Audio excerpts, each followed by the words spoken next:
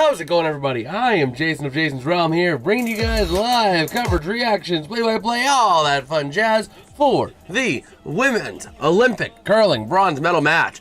I'm not gonna lie, I kind of caught myself off guard. I thought I was gonna have a 5-minute countdown. I didn't, but that's fine. That's all coolio. Should be a fun match today, again, between these two teams.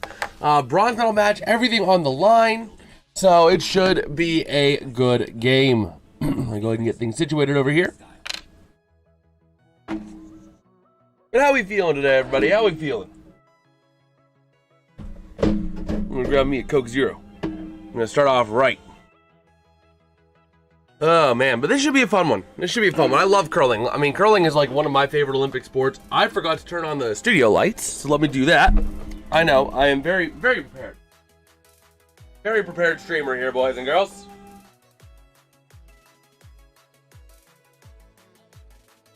There we go. There we go. I totally am like not unprepared. But yeah, should be a fun one here. Again, we are just a few minutes away from start. So, you know, bronze medal match, everything on the line.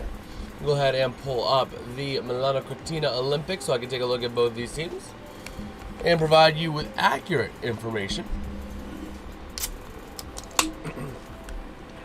Okay.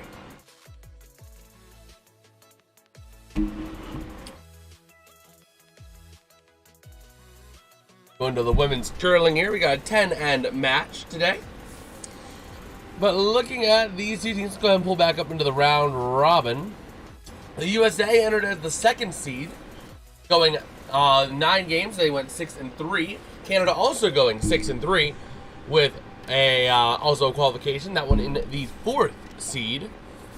But remember, Canada was also questioned. I know the men got caught, but the women, I believe, were also questioned in that whole situation. I think it was the women that were questioned first, and then the men get caught. So we'll have to keep an eye out on if the women do any shady things for Team Canada. How are we feeling today? How are we feeling about this one? I want to see. I want to see how we're feeling, how we're doing, how we liking this match here. Again, I mean, it's a bronze medal match. Winner gets an Olympic medal. The loser goes home with the last 4 years of training meaning nothing. Simple fact of the matter. It's all or nothing. So it should be a fun one. But we still don't have the event right now. Still says it's starting soon, but it is going to be going live here momentarily. So we'll see what we've got here. Okay.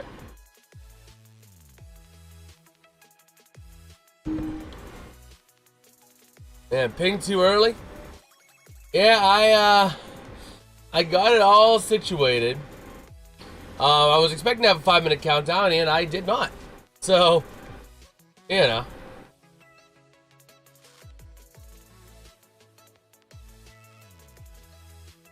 Let's see.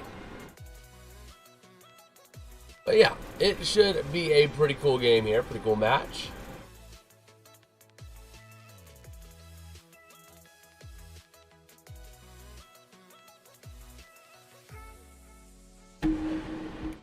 Okay. Yeah, we did have some skimo going on though today. I was watching a little bit of the skimo, the mixed relay skimo today. Prior to this, that's kind of how I was enjoying my time before this. Which, you guys have seen the short series has been coming out. You guys know my thoughts on skimo. I don't get it. It's better than some of the downhill events because, like, well, you know, they're going uphill as well. But like, I don't know, man. But I can't remember. Did I put like 10:40 on the streaming schedule? I might have really dropped the ball on this one. Let's go. It's on the streaming schedule. It's not listed as Slovakia versus Finland because we didn't know. I didn't know at the time it was going to be Olympic hockey coverage at 2:40 today. I had no clue whenever I made that streaming schedule who was going to be in the bronze medal match. But that is the bronze medal match. That's the only men's hockey going on today. That's the only hockey period going on today. So of course I'm doing that. It's on the schedule. So, and the curling format, 10 ends, minimum of 6, minimum of 8 beyond RR. 4 athletes per team, 8 rock stone per team per end, 38 minutes of thinking time. But yeah. Yeah, Petsko, that was already on there, so. Here we go, we're getting started. Sarah Wilkes gonna send the stone down. Going from right to left for Team Canada. For tournament accuracy is at 85%. And a little bit of help here. Trying to get that stone there as a nice little guard, I would presume here. And we'll see how she settles. Gonna settle up nicely right on the center line. Maybe just a hair left of the center line, but practically right on it. That was a really good first row for Team Canada. A nice guard. Now here comes Taylor Anderson-Heidi. Tournament accuracy, 87%, right-hander. Sending this stone down and away. And here they come. Going from left to right. One of the Coreys is there as well. From the Corey team. And here we go. Settling it up in, back into the house. Sneaking it by that guard. And it is going to settle up beautifully in the 3-foot ring. That is a beautiful shot tucked in right behind that guard as well.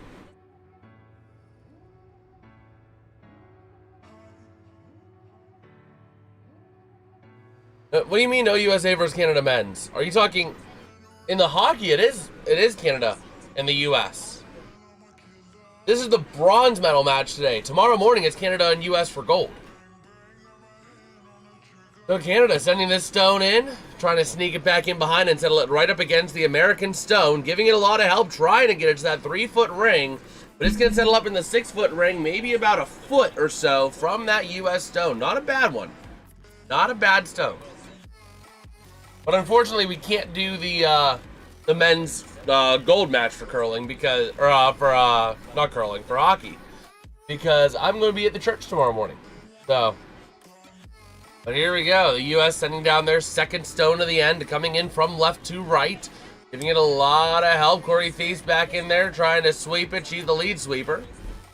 And taking it on in over the Milan Cortina 2026 logo from left to right, settling it up right up against the stone. Maybe another guard? Okay, a nice little center line guard, backup second line guard there. Not a bad throw. Not what I would have done. It was a little light, I think, from what they were trying to do, but that's fine. That is actually quite all right. Oh, here we go. Third stone for Team Canada. U.S. with the hammer. All these stones are right on the center line, basically. All of them are touching it except for that second Canadian stone. So this is a highly centered game of curling. This one's going to be on sheet C for the record as well. Emma Miskew, tournament accuracy 78%, throwing this one for Team Canada. And here they go, sliding it down here. Going from left to right. Gonna try to settle it up with the other US stone. Giving it a lot of help, a lot of sweeping help here. You're gonna straighten it out, and that sweeping will allow it to stay a bit straighter. And gonna bounce it off that US guard, but not do a whole lot there. But instead, they settle up on the left side in the 12-foot ring. Or 9-foot ring. 369. But yeah. Here we go. Taking a look at the team Peterson for curling. Tabitha Peterson, Corey Thies, Tara Peterson, and Taylor Anderson-Hyde. Here comes Tara Peterson. 81% accuracy throughout the tournament. And here they go. Giving it some help. Big power. They're going for a takeout here. They're letting it go all the way in, a lot of help, and they're going to take out the Team Canada stone. So the U.S. going to replace that stone with theirs. So Team Canada with their 4th stone of the end. Remember, the U.S. does have the hammer. But here we go, ready to roll. Moving this stone down. And going to release it just over the center line. Not needing to do a lot. Now going to get a bit aggressive on that sweeping here. Big speed. Going for a takeout. And they got some takeout on that U.S. stone. They ordered takeout and they picked it up. Take a look at Team Canada. Sarah Wilkes, Emma Muskew, Tracy Fleury, and Rachel Homan. All on Team Canada. And Rachel Homan is the skip. So, here we go. The U.S. getting ready to throw their fourth stone of the end here. A big one given the situation. Again, we are highly centered. Highly centered here. Letting it go from left to right. Trying to get it to curl in. And here they go. Giving it a little bit of help. And a good bit of sweeping. Trying to see where this one's going to settle up. Trying to punch it through. Trying to sneak it into the house. They're going to bounce off of the Canadian stone and bring themselves a little bit closer. A little bit closer.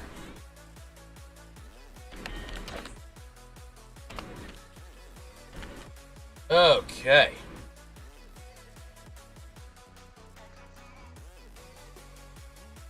So, here we are. Tracy Fleury, 78% tournament accuracy for her, throwing her first stone of the bronze medal match. And here they go, giving it a lot of power here, going for takeout. They've ordered takeout, and they've picked it up. Taking that U.S. stone out of the house. All right. So the U.S. going to try and figure it out here. Look at Jamie Sinclair. That's Corey Dropkin getting ready to throw this stone. And here we go. That stone, again, the U.S. ordering takeout, it looks like. Just based on the speed of that throw, based on the sweeping. The U.S. trying to pick up their takeout, and they do. Tried to go for a double, but only got one. And look at Corey Dropkin. Up there in the stands. All right, after winning silver with Corey Thies. But here we are, ready to throw this stone. Team Canada, their fifth stone of the or their sixth stone of the end. Going from left to right, going far outside left, trying to get some speed. Trying to order takeout here. And they have picked up their takeout, and they've picked up 2 orders on 1 stone. A double takeout by Team Canada on that throw. Excuse me. Wow. A beautiful play there for Team Canada to get the double takeout. A much needed double takeout there as well. Go ahead and slide this up to another level of heat. My toes are cold. So here we go. Corey Thies. Gonna let this go. And they're trying to get some extra sweep now. Going sweep. But it's not gonna be a takeout. They're trying to settle it up. Again, there's nothing to take out here for them. Because they need to settle up something. Trying to get it into the house. Letting it slide on in here. Trying to sneak it past that Team Canada stone. And it is going to settle up just past the button. And Team Canada going to sweep it out into the 6-foot ring. But it still is the U.S. pending point right now. So, I mean, that was a tough one because they had to sweep to keep it straight. If they didn't keep it straight, it was going to curl into other stones.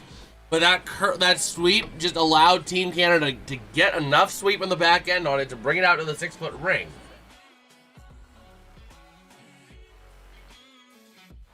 Oh, here we go. Waiting to see here. Everything is highly centered except for 1 U.S. stone way out in the back left. Trying to see how Team Canada is going to line this one up using their thinking time accordingly. And here we go. Still trying to discuss the plan before the stone. Rachel Homan, 78% tournament accuracy for her.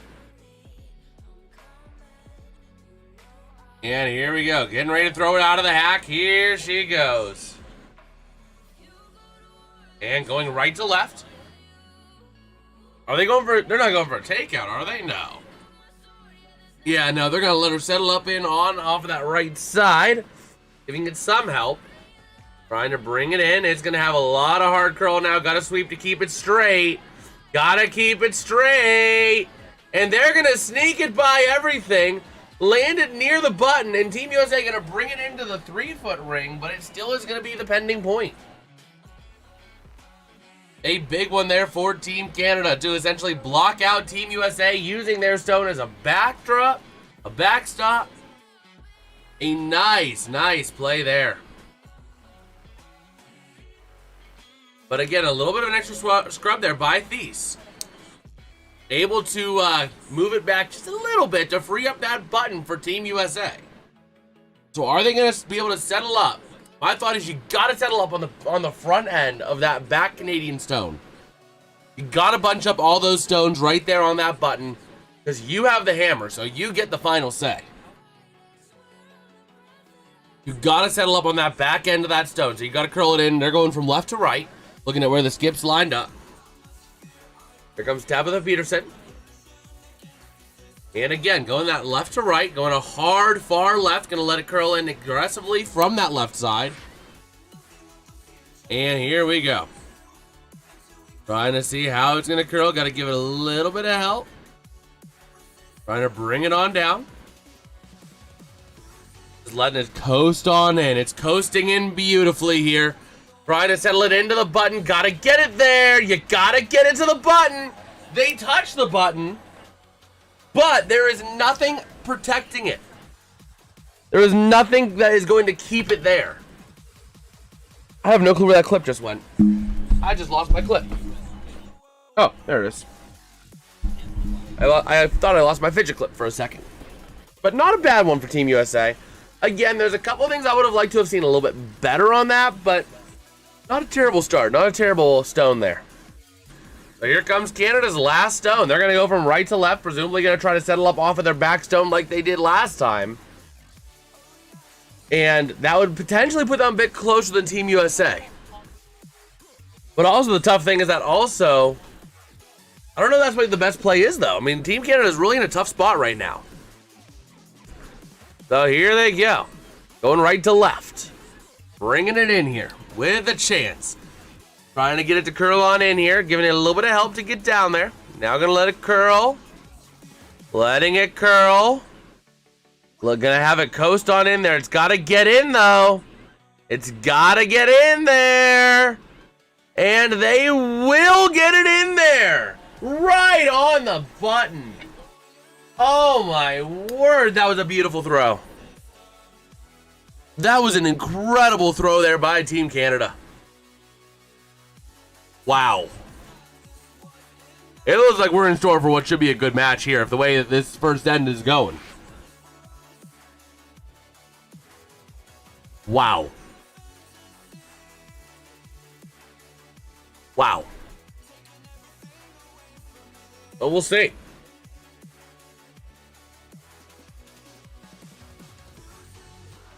Oh man, they're trying to tell the viewers to tell if the shot was well placed or not using a stopwatch. The Team USA presumably going to try and take out that Canadian stone, push themselves a little bit closer, maybe get 2 out of this. There is a way for Team USA to get 2. They're going from left to right.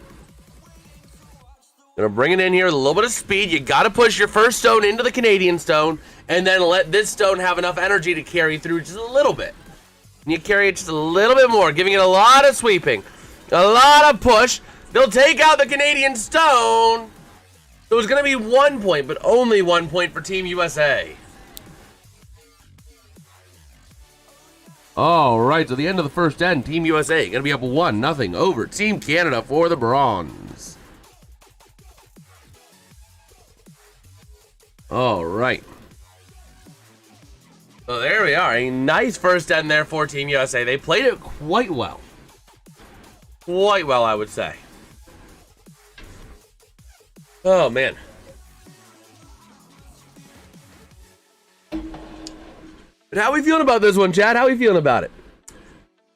This is not going to be an easy one for Team USA. I mean, Canada is right on it. They're putting a lot of pressure, a lot of, there was not a lot of opportunity there for Team USA. They were able to capitalize on a couple shots, which was huge, but it wasn't easy. So Team USA is going to have to keep that same energy up. if they're going to be able to keep things moving. Oh, man. Take a look at some of the other Olympic events we got going on right now. Let me go ahead and pull up on my laptop here. Let's see what we've got. Also, by the way, we are looking at having a potential website launch soon. So,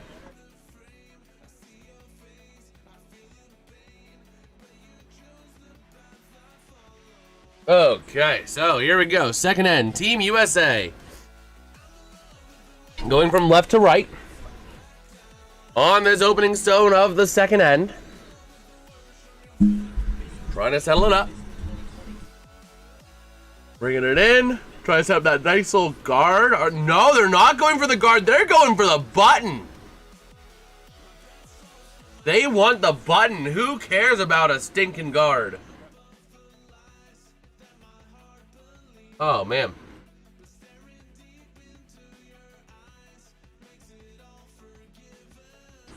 All right, Team Canada with their first stone of the end. Go here. Is this going to be the guard? They're going right up that center line. Right up that center line. And they're going to let that settle up as a nice little guard out front. Trying to give it a little bit of help just to be that nice guard, but it's a guard on the left side. Very interesting choice there, the guard, to basically bring it right up the center line.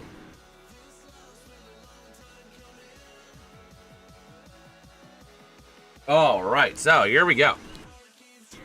Second stone of the end for Team USA. Team Canada has the hammer. And here they go, left to right, trying to bring it on in as a guard. And trying to really sweep it there. You got to get it up there. You got to get it a little bit closer. Let it settle up on that center line. And that is what we call a beautiful blocker. Almost right on the center line. A nice one there. So here comes Team Canada. Again, playing it right on the center line. This is a very interesting strategy for Team Canada. Play with curl right down the center line. I don't think I've seen that strategy before. But this one's going to bring it into the house, into the 9-foot ring. Almost touching the 6-foot ring. But that's a very interesting.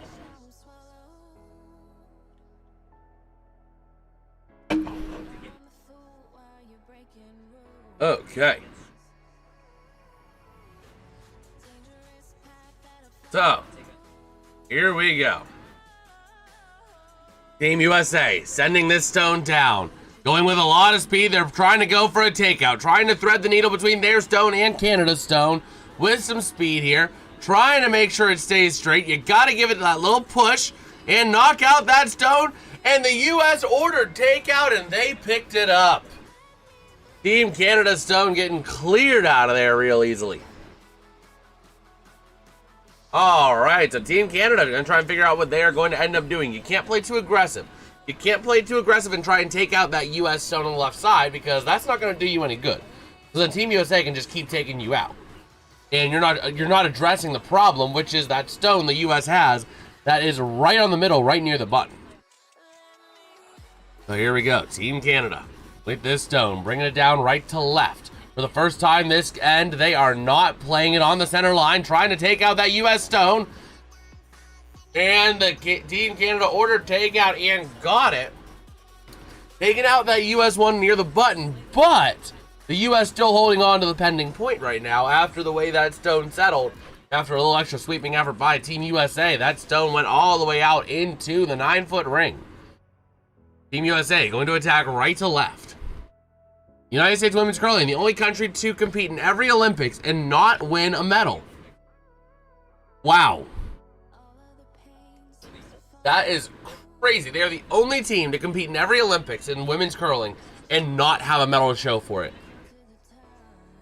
So here we go. Team USA playing right to left, trying to curl it in nicely, trying to bring it in with some speed, play off that Team Canada stone. They do!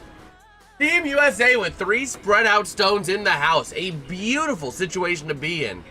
I don't even know that you have a triple take. But Team USA, the closest they came to a medal was 2002 in Salt Lake City, where they got 4th. They tied for 5th in Nagano, tied for 8th in Torino, got 10th in Vancouver, 10th in Sochi, and then 8th the last 2 times around in the Olympics as well. So trying to get that medal. Second time in the program history they've made it to the semifinal, or the bronze medal match, or a medal match, I should say. But here we go. Canada playing it from left to right, trying to go for a takeout here. They're going to try and go for a double, presumably. And they're going for the double, and they get it! Canada ordering takeout and getting a 2-for-1 deal. 4 stones left for each team right now. We'll see. That was a beautiful play there by Team Canada on that stone. And here we are.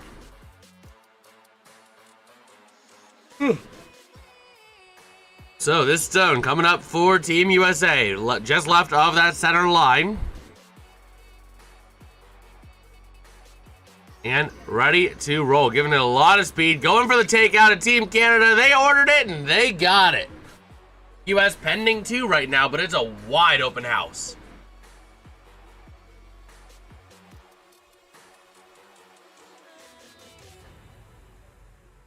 All right. See, Corey Thies looking at her. I believe she's going to be the one getting ready to throw this stone. All right. So here we go. Team Canada with their stone now. Letting this go up the center line, giving it a little bit of a curl. We'll see. Giving it a curl right up that center line, trying to play it in. And bringing it out through that right side after the curl, trying to sneak it on into the house. And you can't get too sweepy on it. They're going to settle it up right on in that 6-foot ring and take the pending point, basically.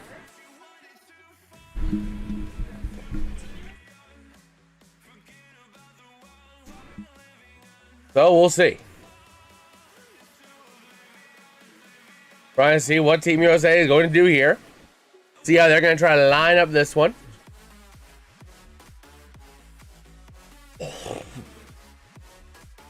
So here we go. Trying to see. Man. So, taking a look at that stone. Going to curl it to the right. Going right near up that center line. And here they come, giving it a little bit of sweep, trying to get it there, but you got to sneak it past. We'll see where the U.S. goes here, bringing it in, gonna sneak between the stones, trying to pin it right up against Team Canada.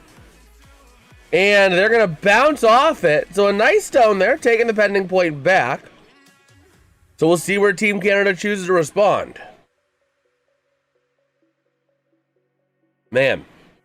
A nice job, though, for Team USA to just sneak it in between the two. So, we'll see. But if you guys are enjoying the coverage, man, don't forget to drop a like and sub to the channel, man. We do this kind of stuff for hockey, for football. We'll be doing some baseball over the summer. Olympics, some international events we'll be getting into. Always appreciate it, man. But here we go. Canada bringing it on down here up that center line. Going to sneak it into that same gap as before. And here they go. Trying to get it to curl and sneak on in there. Now you got to keep it straight. Going to play off a Team USA's stone. And Canada going to sweep it back as it goes past that back line. So, now Canada with the pending point. All right. I need a 24-pack, and then I also need the 6-pack of bottles. Do that. Yeah, 124-pack and then a 6-pack of bottle. What's up, Dad? Yeah, it's too hard at this point. So. All right. Yeah, I forgot that I thought the bronze medal match was 10:30. It was 8:05. I was scrambling this morning. Yep, and this is for the first medal in women's curling history for the U.S. They are the only team. The women are the women's curling. U.S. women's curling is the only program to have competed in every single instance of the event and not have a medal. The closest they came was 2002 Beijing when they got 4th. That was the only other time they made a medal match. In the last 4 Olympics, they got 10th, 10th, 8th, 8th. But here we go. 7th stone to the end. Team USA trying to order takeout. The order has been placed. Can they pick it up? They do! Team USA with 3 pending points. Hold on, they show it again. The 2 to the left, right there. Boom, boom, and then the one right in front of that red stone. The one on the left doesn't count because it's not closer than that red stone on the right. So Team USA is pending 3 right now. So Canada gonna have to try and take out 3 stones in 2 shots. See? 1, 2, 3 on that right side. Right at the center line. So here we go again, trying to go for multiples. Multiples are the big things in curling. If you can get a multiple, you are good. But here we go. Sending the stone down, curling it in from left or from right to left. Trying to bring it on in here, giving it a lot of sweep, trying to go for the takeout. They've placed the order. The restaurant has received the order, and the restaurant has fulfilled the order, but the U.S. is okay. Still holding on to 1 pending point, but that's a lot close. Maybe. It is. It is a hair closer. It is a hair closer. From where that Canadian stone landed or settled, it is ever so slightly closer, but it is. And that's one that they don't even need to measure that one, I don't think. Which that's the cool thing about curling, is it's such like it's a big game of sportsmanship. Like, you literally score yourself and you assess your own fouls for the most part. I mean, if there's any concerns, they'll obviously, turn to the officials. But like, that is cool. Imagine doing that in football. Imagine in the NFL. Antonio Brown calling DPIs against him. Hey, that's DPI. We get it right here. That wouldn't go. That only works in events like curling like this that have been around for as long as they have. That could be a good one. But here we go, bringing it in from left to right here. Last stone of the second end for Team USA. Canada still has the hammer, trying to order takeout on that Canadian stone, and they have succeeded. And the big thing is, Canada is only going to get a maximum of 1 point. There's no triple take. Canada would have to triple take right now. You have to take the 2 in the 6 foot ring. Where would you go? You gotta sneak. Yeah, you gotta sneak in. You gotta thread the needle there. Try to land it on the button. That's a single point. I mean, there's no way. You cannot take out the 3 U.S. stones that are closer than that Canadian stone. So you can't get 2 points out of this end. You just got to bite the bullet and take the 1 and settle it right up here on the button. Thread the needle there. That's your openest. That's your most open area. And that's exactly what Team Canada is doing here. With the hammer in end number 2. Trying to tie this one up here at 1 apiece. With how open that house is, it should be a fairly routine shot and a fairly easy shot for Canada to take the tie. And just like that, Team USA gonna try their best to sweep it out, but Corey Thies not able to bring it out. Canada gonna get 1 point on that end. So 1-1 after the second end.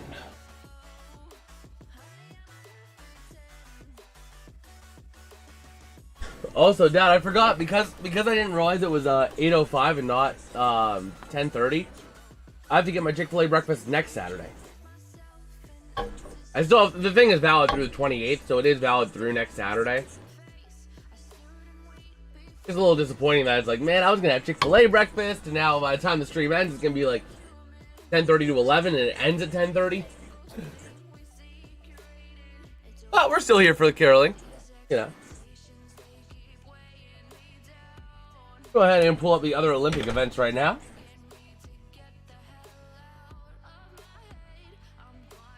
Just to see what else we have on the docket.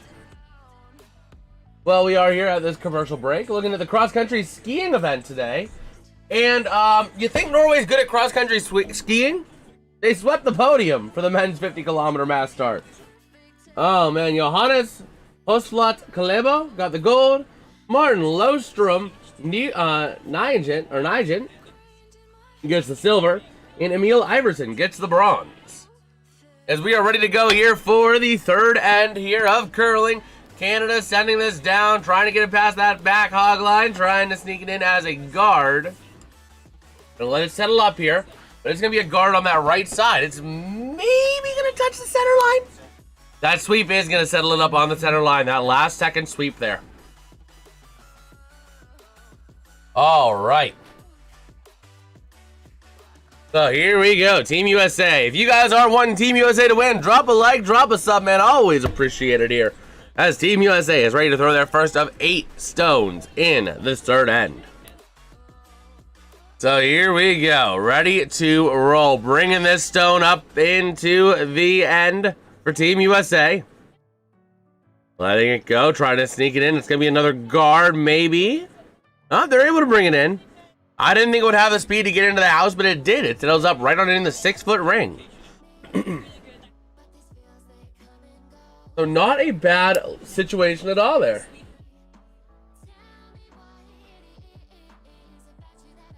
Okay.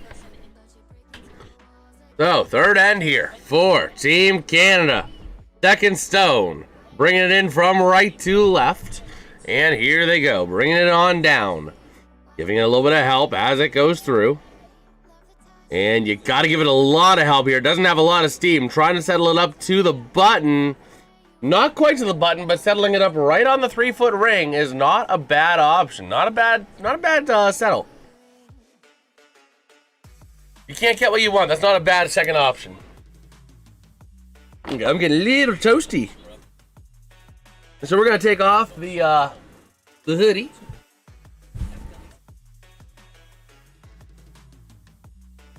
Okay. So here we go. Team USA, second stone of the end, ready to rumble. Bringing it on down here, going left to right. Trying to make sure it settles there, trying to settle it up in the house. Gotta get it there.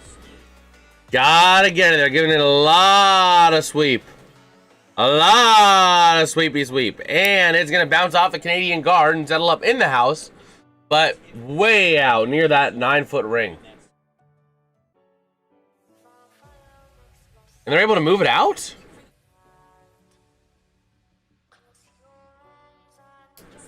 Okay. Oh. That's why. I did not catch that rule. You're not allowed to move the opposition stone off the center line in the first 5 stones to the end. So that stone does not count. Team USA wasting that one. So here we go. Third stone for Team Canada. Ready to move here. Team USA again playing 7 versus 8 stones. Canada bringing it in right to left. You want to get it there. You want to get it into... Getting it in there. Nice job. It's going to touch the center line. And a big far out guard for Team Canada. That one's closer to the hog line than it is the house. So, we'll see what Team USA decides to do, because they are playing 7 stones versus 8 now. And we'll see. Team Canada with that incredible stone there. Team USA giving it a lot of push up the middle here, trying to do a little takeout of Team Canada. And they're going to get rid of that guard easily.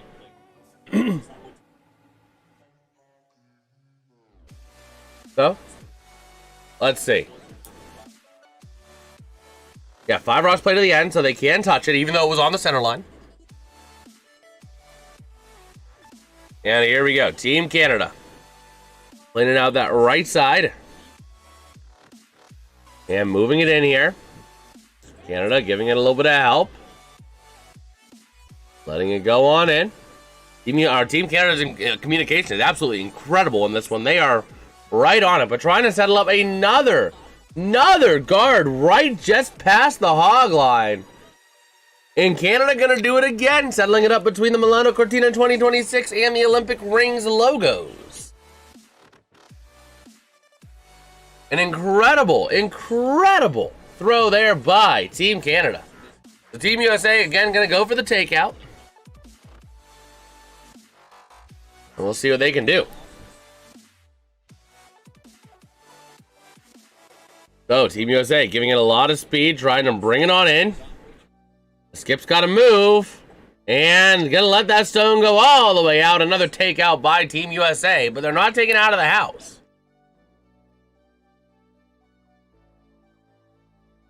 So we'll see here. We'll see what Team Canada is going to do. Are they going to do the same exact thing? It does not look like it. They're going to bring it out to the far left side. Presumably going to try and get this one in the house. You want to go for a multi-point end if you can. Especially when Team USA has the hammer. Team Canada getting double here will be incredible. So, we'll see. Bringing it in. It's going to be another shallow guard. Another shallow guard for Team Canada. Essentially, they are trying to lock the U.S. into a series of keep taking us out and give us the free point. That's a way to do it, I guess. And Team Canada, their women's Olympic curling. Nagano, they got gold. They got bronze in Salt Lake City. They got bronze in Torino, silver in Vancouver, gold in Sochi. But then they got 6th in Pyeongchang and 5th in Beijing.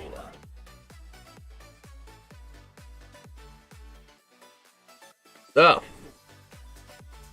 here we go. Ready to move it here. Third end, U.S. throwing their 5th stone of the end.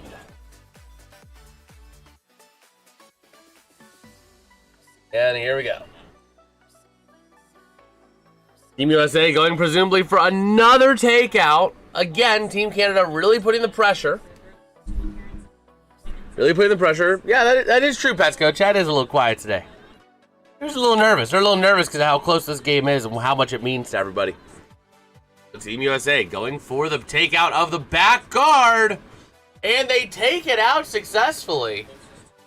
So now you just have that one guard that's up near the hog line. All right. Taking a look here at what we've got. Team Canada going to send this one down. How are they going to settle this up after losing their guard close to the house? Are they going to try and push their... No, they're going to go left side again, which could be another blocker. We'll see what they end up doing.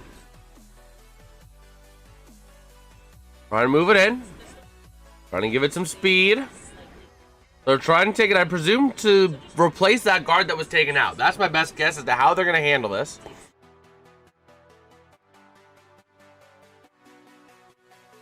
And here we go. Bringing it on in. And yep, that is going to be replacing the previous guard. Is it going to get to the center line? And it will. It's going to be basically replaced exactly as it was before. USA going through target practice right now because they are having to just do takeout after takeout after takeout.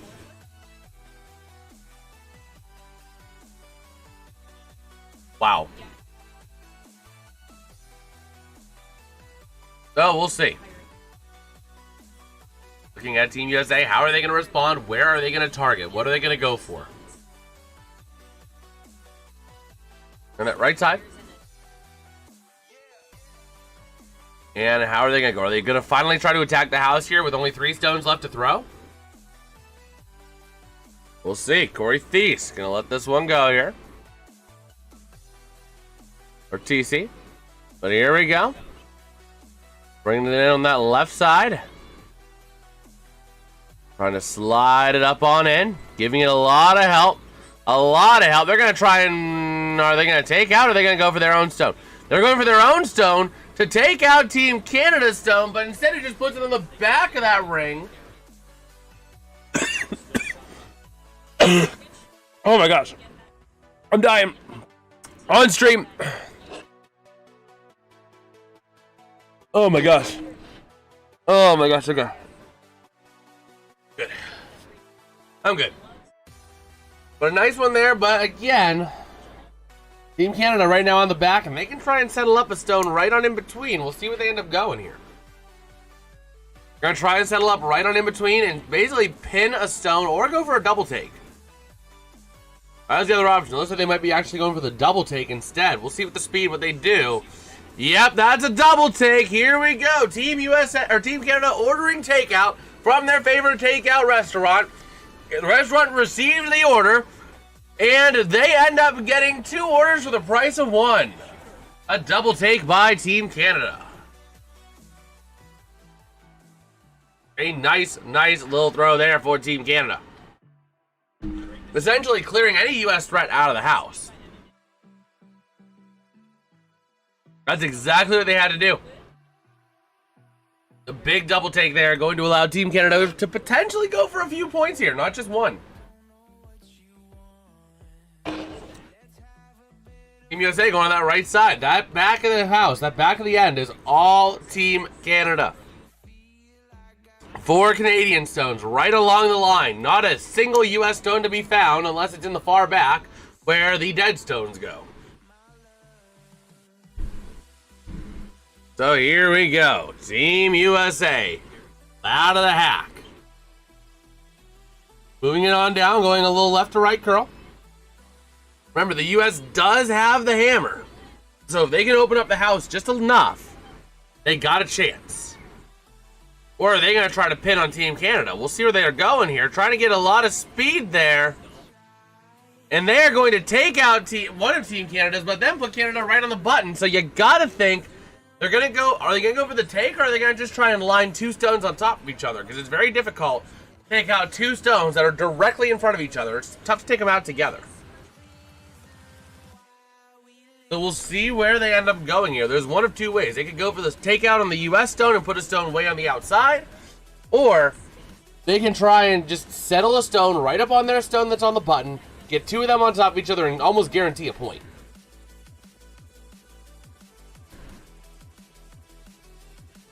We'll see here. Ready to throw the stone. And here we go. This would be a huge way to take the lead and just keep that lead. You know, keep the momentum going for Team Canada. That's what they're trying to do right now. And here we go. Going a slight left to right, trying to tuck it on in. And let's see. Gotta let it curl. Otherwise, it's gonna do no good. You can't sweep it now. Now you're gonna sweep and let it go straight. Now that it's on the trajectory you like, taking out the U.S. stone. But that was a bad stone for Canada. Team USA with the hammer can take out the Canadian stone on that open left side to move that stone off the button and take a point. Team USA with a wide open opportunity now after that botched shot. It was slightly botched. Not by a lot, but just enough. Just enough where Team USA has an opening. You gotta think they're gonna try and curl it in, bounce off that left Canadian stone that's more on the button than the one on the right, replace that stone with their stone, and take the point. So here we go, a big shot here for Team USA. Ready to go, letting this stone go down. And here we go, going left to right, trying to sneak it on in there. Bringing it in. Gotta give it a little bit of help now. Gotta make sure it gets there. And here we go. Moving it on in. Gotta get it there. You gotta get it there. You gotta get it there. And they're gonna settle in on the button and take the point for Team USA. 2-1 Team USA over Canada going into the 4th end. A big play there for Team USA. Okay. Let me go ahead and grab my clip back. Take a look at our poll over there in the chat to see how you guys are thinking about this match here. We got 13 votes in that poll over there. And we are splitting 54% for Team USA to 46% for Team Canada. Well, let's see here. Let me take a look on X, see if we got any other news. Also, do we have anything on the other Olympic Games? Yes, so the mixed team aerials for freestyle skiing. Team USA takes the gold, Switzerland with the silver, and China with the bronze. Let's see, bobsleigh, do we have a... Nope, there still is 4 heats. So they are nowhere near done on that. They're only like halfway there. What's going on my phone? Bill Mazeroski, Hall of Famer known for his walk-off home run 1960 World Series, dead at 89. Wow. Oh my gosh. Oh my gosh. That's not the news I expected to see this morning. Pirate legend Bill Mazeroski dead at 89. Wow. Well, Team USA gonna throw this first stone, land it on the button. Let's give Dad a call. Give Dad a call, see if he heard the news. I doubt he did. While we're covering curling here, we'll give him a call. Team Canada, bringing this one on in. We'll put the phone right here so you guys can hear it too. Letting it go on in. Try to settle up the guard on the right side for Team Canada. And it's going to be a far right side guard. Interesting place to put it. Is it actually going to call Dad, or is it going to... Nope, forwarded to voicemail. Oh well. He'll give us a call later when he sees it. But here we go. Team USA. Second stone of the end here in the fourth end against Team Canada. And ready to move it on through here. Getting it past the hog line. They do. Going to settle up the guard. Trying to bring it into the center line, which is exactly what they wanted to do and exactly what they did. Get the one on the center. That's Team Casper for the USA men's curling team. Okay. But yeah. Man, looking at Team USA's curling team, that's the thing. Curling is like such a tight-knit sport, man. It is such a tight-knit sport. But here we go. Team Canada throwing their second stone to the end here. Canada with the hammer going down the center line. You gotta get it a little bit left because you can't move that US stone. They do. They do get it left. They're gonna try and sneak it through, bring it to the house. Can it get there? Yes! But it settles up in the 9-foot ring.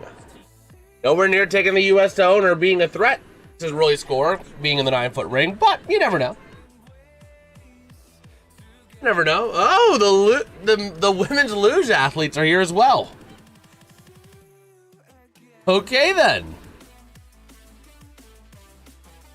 So here we go. Team USA gonna go on that right side, or left side, sorry.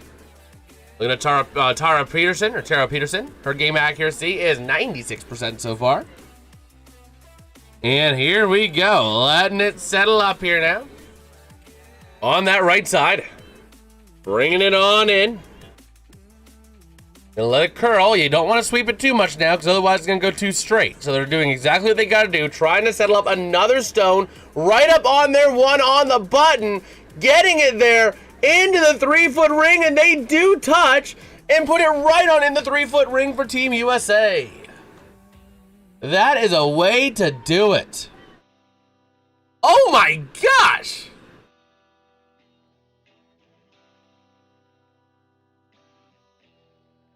Let me see. I need to get... This is crazy, bro. This is crazy. I just took a look at the back end. 32% click-through. Interesting. But here we go. Team Canada moving it up through the center line here. Are they on that left side, or are they... No, they are on the left side. Trying to bring it on in. Letting it settle up. They're bringing in there a lot of speed, trying to perform a takeout in the house, and they will take out the U.S. stone, but Canada not going to get the pending point because, well, Canada is not closer than the U.S. right now. Okay.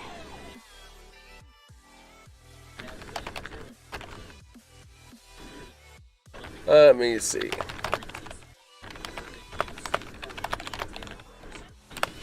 So here we go. Team USA giving it a lot of speed here, trying to do something here, going for a takeout on that most recent thrown Canadian stone. Trying to bring it on in there, settle up right on the button after doing a takeout, and they do just that. Settles on the button. Team Canada quick on the gun to try and sweep it, but ain't gonna take it out. Still on the button for Team USA.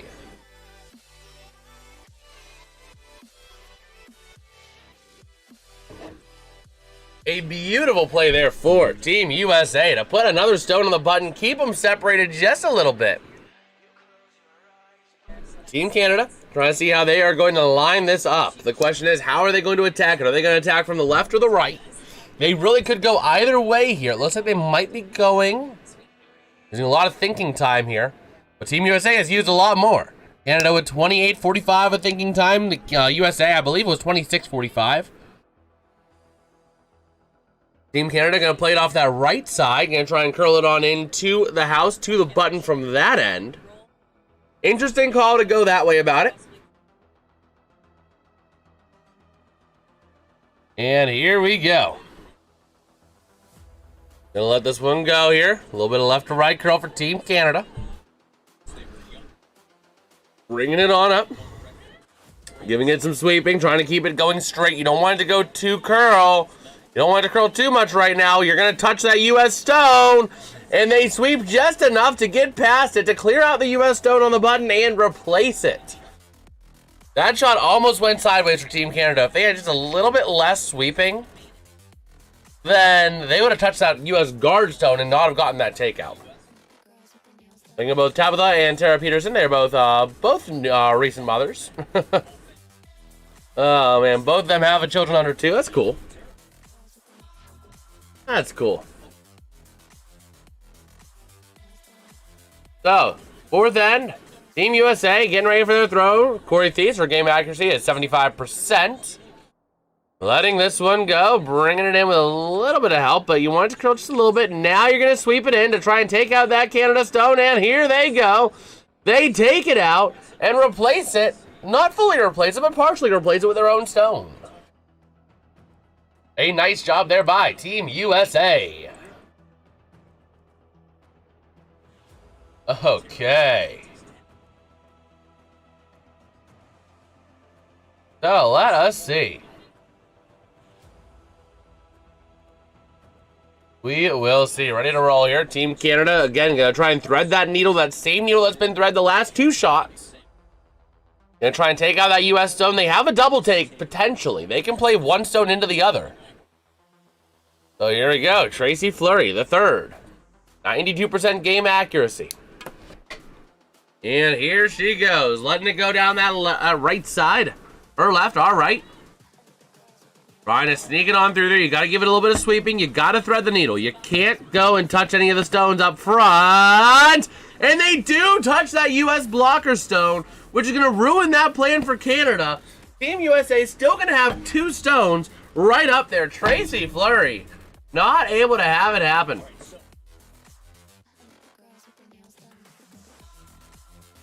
Okay. So here we go.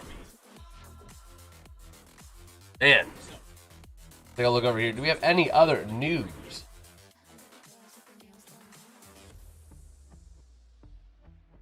All right. So Team USA trying to figure out how they're going to place it here. They can probably try and place one. Are they going to try and place one towards, like, on the button now, or are they going to go for something different?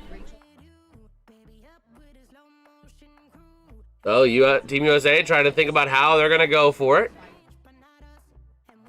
Corey Thies go down to talk it over with the skip. Figure out how they are going to plan this attack here. Because you got to think they're going to be trying to play something aggressive. They're trying to think about what they're going to do, and depending on what they do, what they leave Canada with as a potential take. Because there's a really dangerous chance here. If you get too aggressive, you're going to leave Canada with a triple take. You can't afford to give Canada a triple take. Not when they have the hammer. You got to have about 3 stones, 2 to 3 stones in the house in scoring position by the time Canada gets the hammer. Or by the time they're throwing the hammer. So you gotta think about how this is gonna have ripple effects. Team USA going to attack the right side. Under 24 and a half, or about 24 and a half minutes of thinking time here left in the match, which is fine pace. They're given 38 to start. They're down to 24 and a half. But Team USA bringing this one on down on that right side. Getting it to go to the house, letting it curl up a little bit here. Now you want to start sweeping a little bit. Want to straighten it out a little bit, unless you're setting up another guard, which they might be. Now they're going to sweep it in to go straight into the 9-foot ring, into the 6-foot ring, and touching the 3-foot ring, which is a beautiful play for Team USA because now they essentially put a close guard on their back stone. So Canada cannot have a triple take. They can only take 2 stones by going on that, or by going on the inside of that center stone and the stone to our right.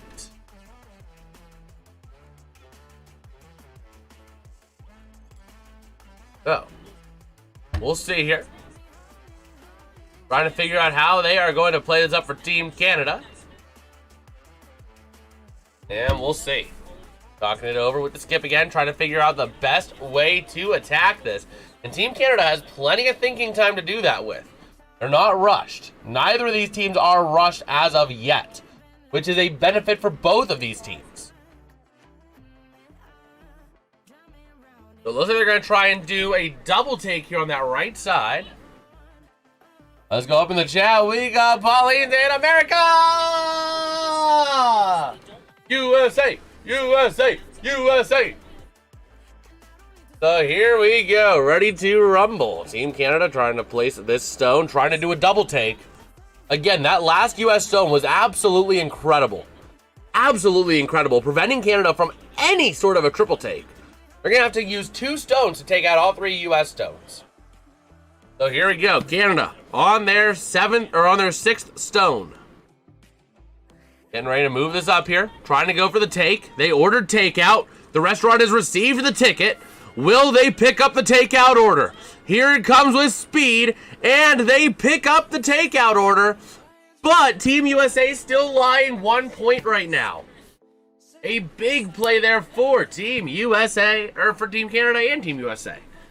Team Canada getting that close stone out of the way, but Team USA quick on the gun to sweeping to try and take that Canadian stone just past. And that was an incredible job. I believe that was Corey Tesey. Able to take that last stone out. What do you mean, Hardwire? Curling's an amazing sport. It's ice chess. It's ice chess, and they're trying to go for a takeout.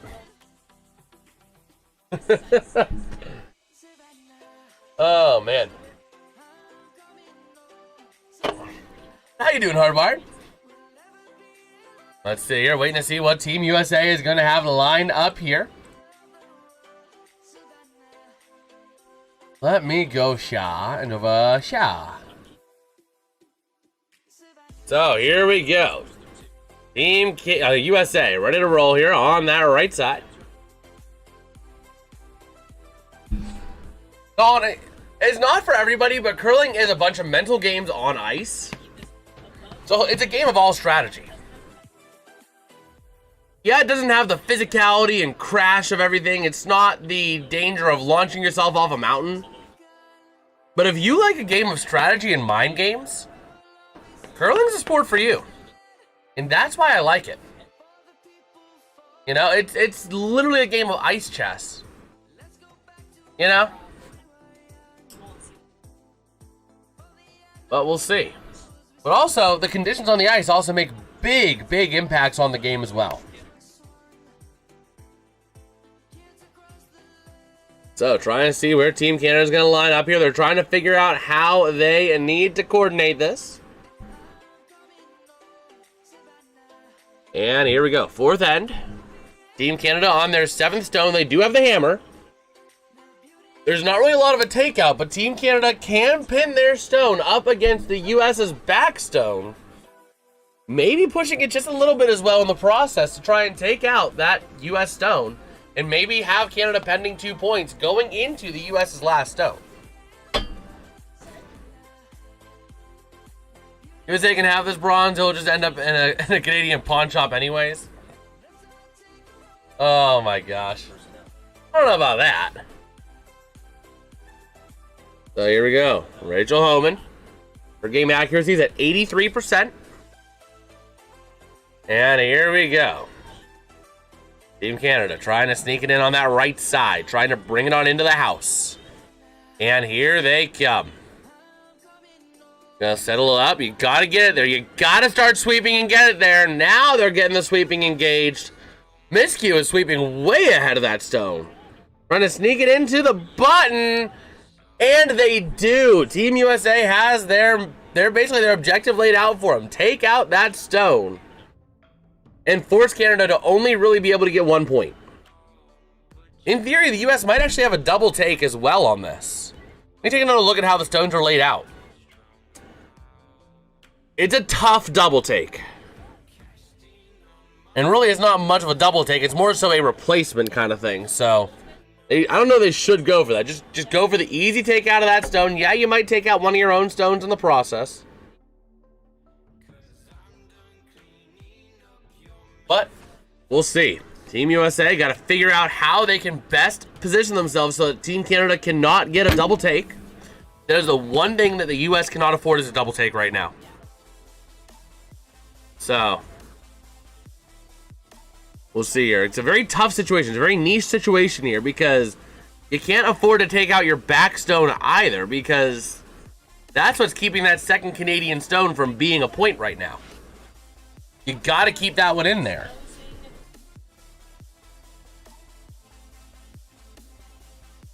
So, we'll see.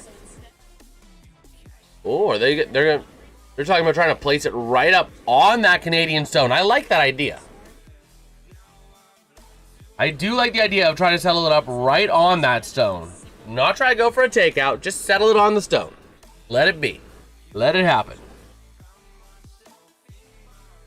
So here we go, going for the freeze. Trying to settle this stone right up on that Canadian stone. And here they go. Bringing it in that right side. It doesn't have a whole lot of speed. Gotta let it curl too. Gotta get it on in there. It's gonna make it to the house. It's gonna make it to its target. Gotta sweep it a little bit here. Getting it up there. Push it in. And they do it! A beautiful freeze by Team USA. Going to essentially prevent Canada. It's a very difficult one. Canada is really in a tough spot right now. They can try and snag two. They can try and snag one on that left side, or on that right side, which I think is what they got to try to do here. Curl it into that right side, curl it into the button from that side. So we'll see. They're going to go for the side of the button, I would presume. You got to go for that. We'll see. They're going to have to essentially sneak it at that guard as well. That's the problem, is that they have that option, but they're going to be flirting with that guard. They're basically going to be clipping the corner guard, their own guard, mind you, that they set up. Their first stone is potentially what's going to cost them a point. So here we go, trying to sneak it past that corner guard here for Team Canada. And here we go, giving it the extra rotation, trying to make sure it can curl and get past that guard. Gotta let it curl on in. Trying to get their first multi-point end. They get it in there, but is it gonna curl too much? It's gonna go too much. Team USA gonna bring that stone out of the back, and Team Canada only gonna get 1 point. A beautiful job there for Team USA, jumping on that stone quickly and stopping any chance at Canada being able to get it in there. So going into the fifth end, Team USA tied with Canada, but they will have the hammer.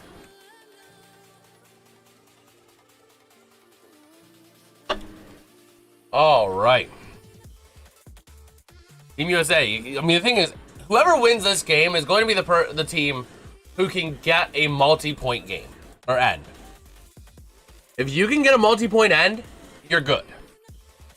That's what it's really coming down to with how tight this is.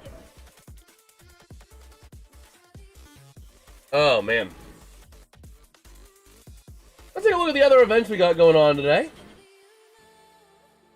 So the mixed relay for Schemo. France coming away with the gold, Switzerland with the silver, and Spain with the bronze. We also got men's skiing, freestyle skiing, men's ski cross finals. The Italian Simone Doromatis gets the gold. Federico Tomasoni gets the silver. And Switzerland's Alex Fiva gets the bronze. Alright, as we are here, ready to go for the fifth end. Each team with 2 points. For the bronze, the U.S. going for the first bronze in women's curling history. Or their first bronze in their curling history, in their program history. So here we go. Team Canada. Letting this one go here on that right side. Going to set up a center guard, presumably. Going standard strategy. And here we go. Curling it in from right to left, giving it some help. Get it there. And going to let it settle up here on the center line as a nice guard for Team Canada. And it does settle on that line. I was concerned it was going to just curl a little bit past. But it does settle up. We also have the women's 12.5 kilometer master biathlon. France, Oshana Michelon getting gold. Julia Simon getting the silver. And Czechia's Teresa Vobornikova gets the bronze. As Team USA sneaking one into the house here. Gonna settle it up on the backside of the 6-foot ring.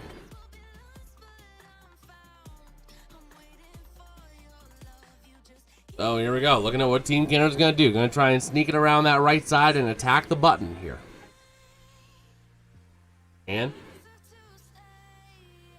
here we go. Here we go. Letting it go on in. Let's line it up past the hog line, trying to sneak it past their own stone. They will. Letting it curl now into the center, into the button. No, they're actually going to go all the way back into Team USA's stone. Taking it out the back of the house.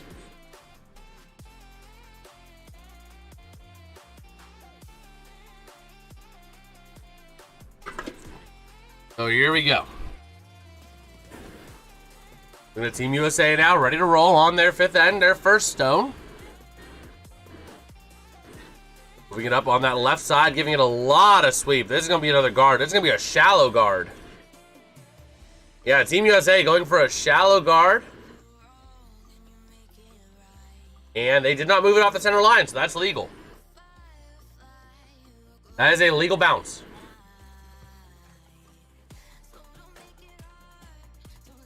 Okay. So here comes Team Canada. Ready to roll. Second stone of the end for them. And here they go. Bring it on up. Going right to left. And here we go. Sneak on in, settle up right on in the button. It looks like a beautiful job there for Team Canada, settling it up on the button. Team USA has their work cut out for them. They still cannot move that Canadian guard because they are still within the first 5 stones of the end. We'll see what Team USA has in store. Okay. So here we go. Team USA on that left side going for a takeout of their own stone. And it don't count. Or does it? Yeah, 5 were played. Okay, so here we go. Open house now. It is a completely open house. And Canada sliding this one on that right side, going right to left.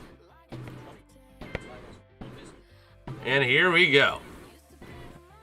Bringing it on up on that right side. Trying to curl it on in. Going for the guard. And that guard is going to settle up beautifully for Team Canada. It looks like it's going to settle up right on the hog line, or right on the center line. And just like that, almost perfectly centered on the sheet. Wow. So here we go. Looking to where Team USA going to target next. And here we go. Team USA right up the middle with some speed going. They ordered takeout. And the restaurant received the ticket. And they did pick up the takeout of the guard. So here we go. Team Canada. 4 stones to go apiece. Team Canada ready to go on that left side. Presumably going to set up another guard. Which is their strategy. When their guard gets taken out, they just replace it. Force the US to keep taking out their guards. An annoying strategy, but it is a strategy. So here we go again. Another guard coming on that right side to center. On that curl. Going to settle it up right there on that center line. It looks like it's going to settle up nicely. Crossing the hog line. Looks like it's going to settle up very beautifully. It's just got to curl a little bit more. A little more. And just like that, again, almost exactly centered on that center line for Team Canada. A beautiful, beautiful stone throw there for another guard. Is Team USA going to go for the takeout again? You can't keep going for the takeout. Eventually, you're going to have to take out that stone on the button. So we'll see what they do. Again, it looks like they're going to try and go for it again. So here we go. Corey TC, ready to go. First of 2 stones for TC. Setting up on the center line, going for the takeout again. They've placed the order. The kitchen has the ticket. And they are going to pick up their takeout. And they're going to get a 2-for-1 special. A double take by taking out the guard. Putting it beautifully. Beautifully play there. That deserves a round of applause on that one. That was an incredible throw.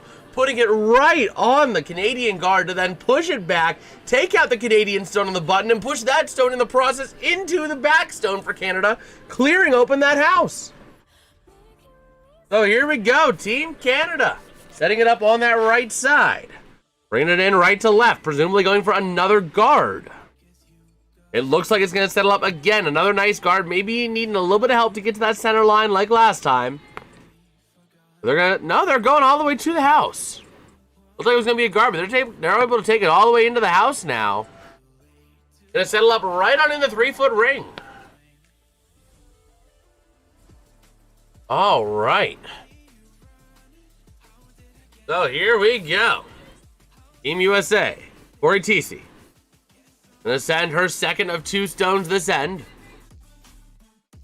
Question is, how are they going to target? So here we go. Looks like they're going left side. Left side to bring it in, maybe? An interesting way to play it here. So they're trying to coordinate their shot here. Taking all the time they need. They have a lot of time, too.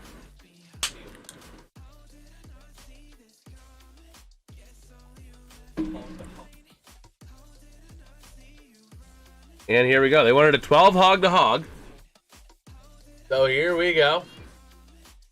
Moving it in. We're going to keep track of it. It was at 43. I'm keeping track of the seconds here to see if it actually is a good one. Bringing it in through the center. There it is. 12 hog to hog. Right on the money. And that is exactly what they wanted to do for Team USA. You know what? We're going to bring the stopwatch in. We're going to bring the stopwatch and see what they are looking for. And see if their stones are actually good. We're going to actually take advantage of this. So they wanted a 12 hog to hog. They got a 12 hog to hog.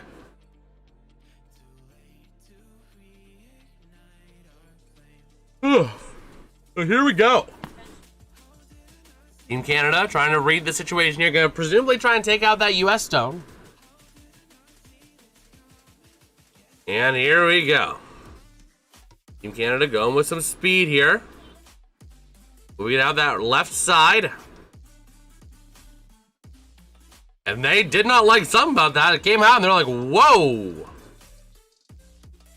That one going to be on an 11.5 hog to hog. Going for the takeout here. And they get it. A nice takeout there for Team Canada on the 11-6-5 hog to hog. Question is there a double? There could be a double. We'll see. Are they going to try and go for a double? There's a chance, but not a good chance at a double. We'll see. They're trying to coordinate their shot here for Team USA. Trying to see if they can get a double. But here we go. Again, Team USA does have the hammer this end. So they're trying to really coordinate here. They want to get a double. The winner is going to be the team who can get a multi-point end. That's basically what this game is coming down to at this point. We have not seen a multi-point end yet, and we are looking for that first one. And that is probably going to be what determines this game. So here we go. Top of the and Tara's mother and father are here. But here we go. Trying to coordinate this here. Taking all the thinking time that they need. So we'll see what they end up doing.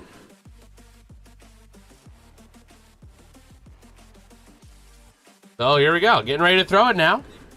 They are back and ready to throw the stone. All right.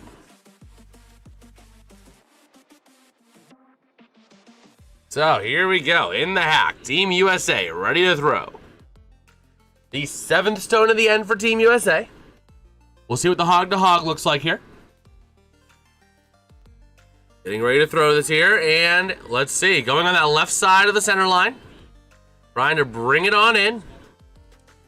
Not a lot of speed. They're not going for a lot of speed on that one. And that is going to be a 12-14 hog to hog. Essentially, it's going for a replacement on that Canadian stone. And they do just that. They open it up, though. Oh, they don't even completely take out that Canadian stone. That's a tough spot. But Team Canada does have a wraparound. It's a difficult wraparound, but they can also go from that right side as well if they choose to.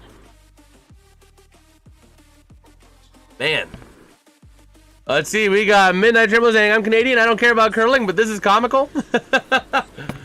Hey, man. I try to provide what I can, man. Curling is a pretty fun... I find it a pretty fun sport. It is essentially ice chess. You got to try to out-mind game your opponent while also being able to physically withstand the sweeping, which is the tough part. Very delicate game, too. It is unironically one of my favorite events in the Winter Olympics. So here we go. Ready to move it up here on this throw for Team Canada up that left side, trying to bring it on in, wrapping it around. Or no, they're going for the takeout, as that was an under 10 hog to hog, and they take it out, but leaving Team USA the option to try and wrap it around and get a single point to try and bring it in and take a 3-2 lead.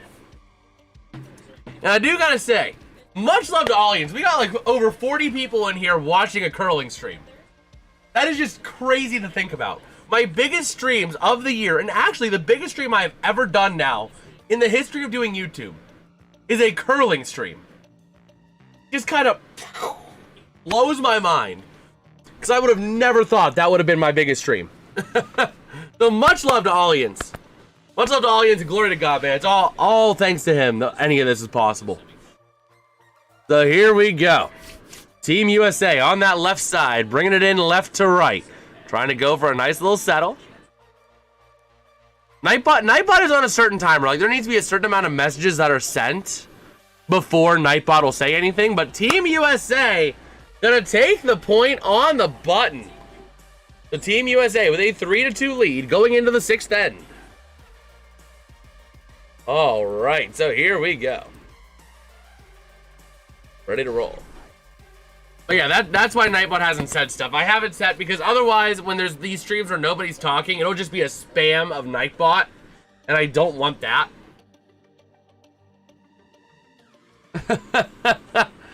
Oh my gosh, Petska.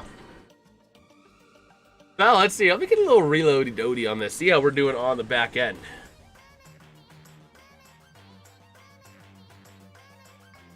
Oh, man. So while we're at this commercial, let's take a look at some of the other Olympic events that we got going on. So at 9 a.m., actually already having started, we have the speed skating men's mass start semifinals. Also, starting in 25 minutes, we got the speed skating women's mass start semifinals. Then we got the men's and women's mass start finals at 10:40 and 11:15 a.m. Eastern, respectively. And your time, absolutely, Cash Grabber, absolutely, man. I love doing this stuff. I love going live. You know, I go live hockey, football. The Olympics, we can go live for a lot of curling. Watching from Iowa, Jimmy. Thank you. Welcome from Iowa, man. USA, USA. The midnight say, I remember driving through Minnesota once and hearing figure skating on the radio. This is on par with that. Oh, man. Well, hey, honestly, though, like, I love watching curling. I've actually had a chance to go curling. If you ever have a chance to go curling, seriously, don't pass it up. It is actually, like, a fun thing to give it a try.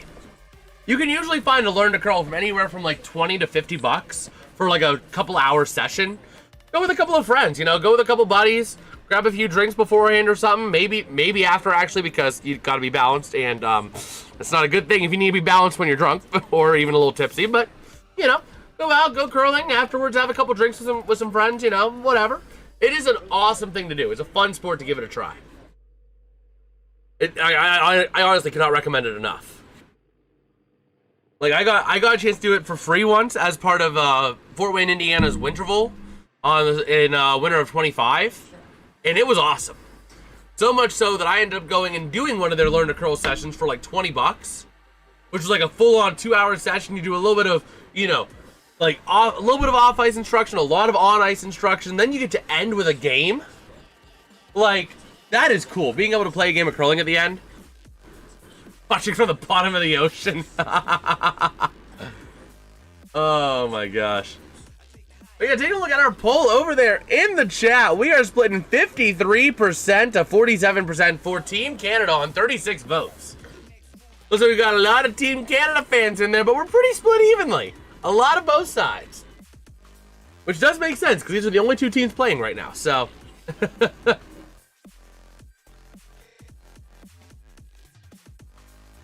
And the difference right now is that fourth end, that last shot in the fourth end, where Canada was not able to sneak it into the side of the button because of their own first stone, which was acting them as a guard against them. But here we go, ready to roll. Taking a look at what we've got for Team Canada and Team USA. Team Canada going to be back. I see you're a Pens fan. We're praying Sid. Yeah, absolutely, man. Absolutely. Although... part of me says, not just because it's USA versus Canada, but part of me also says, the Penguins fan in me says, don't play, Sid. The Penguins are trying to make a rush for the playoffs. Do not play. You said it yourself. A Stanley Cup is more important to you than winning gold in the Olympics. So part of me is, the Penguins fan in me is like, don't play. Don't make it worse.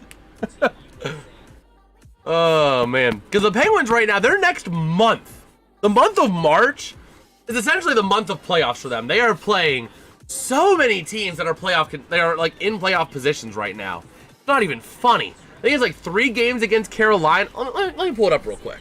Let me just pull it up real quick. That's going to be easier than trying to remember it. Penguins schedule. Let's see. So looking at the month of March, right? You have Boston, Vegas, Buffalo, Philly, another one against Boston. You got Carolina 3 times. You actually have Vegas twice. Colorado. You have a couple games against Carolina in March, excuse me.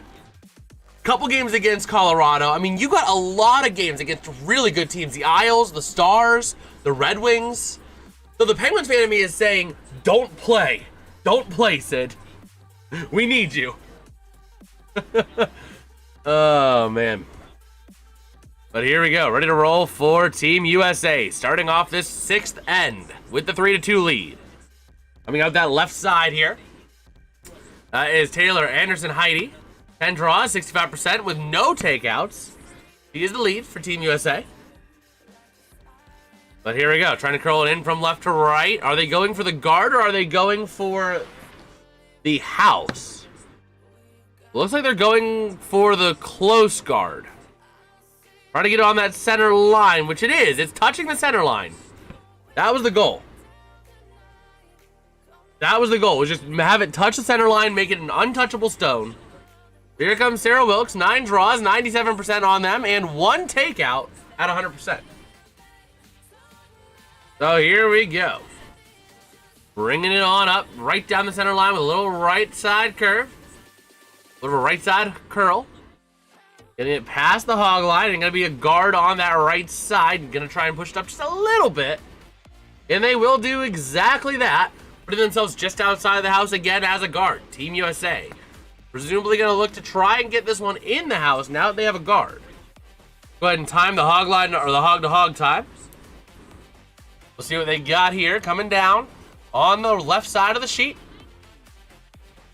Bringing it on up, a very slow stone. Doesn't need a lot of power. And here we go. Bringing it in, a hog to hog of 14 seconds. They're going to try and sweep it on in, sneaking it in. It's going to settle up just off the back of the button. Team Canada trying to sweep it out, but not able to do that. So here we are. Team Canada. They throw their first stone as they are interviewing with one of Team USA's coaches. Team Canada stone going to be going right down the center line. Again, targeting the center line is a very interesting strategy for Team Canada. So we'll see here. Coming up the center line. Bringing it on in, curling it to the right. It's going to come off of the center line, so it is a movable stone. And here we go. Bringing it into the far side, the right side, and going to touch it in the house in that first 9-foot ring.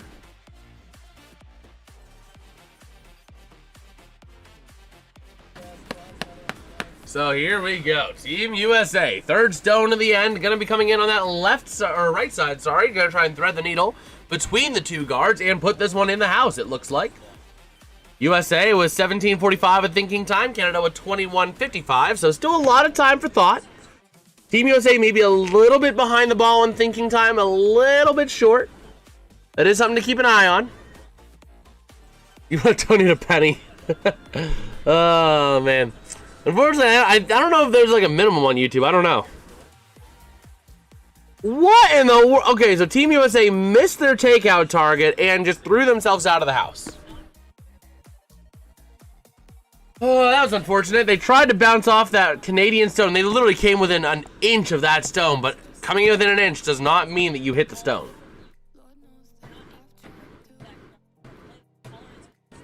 So, here we go. Moving it now. Team Canada. On that right side. It looks like Dad's home, so we'll see if he heard the news. And Team Canada bringing it in and going to take on the button. So here we go. You get the membership. You know, I don't know, man. We'll see. We'll see. Maybe in the future we'll give some memberships, you know. But here we go. So, Team USA playing 7 stones to 8. Down here. So here we go. 6th end on the right side for Team USA. We're bringing it up on in. And here they go. Trying to sneak it on past right into Team Canada's center stone. They take it out. Although we're going to have to get Dad in here real quick. He doesn't know it yet, but we're going to mic him up briefly. Because he needs to hear what happened. So here we go. Team Canada ready to roll. Taking it on that right side with a little left-hand curl. Trying to bring it on in here. And sneaking it through by the guards. Able to sneak it through the guards and take out that U.S. stone. Putting themselves on the left side all the way out into the 6-foot ring. Now let's grab Dad real quick. Hey, Dad. Before you grab a grocery, there's some news. Let me. You're going to guess the news? We'll bring the mic up if you're going to guess the news. The one that I saw yesterday. Was it from yesterday? I'm not going to tell you. If you think you know, I'm not going to tell you. I'm trying to remember. So Team USA on the left side going to do a takeout and put it on the back side of that 6-foot ring.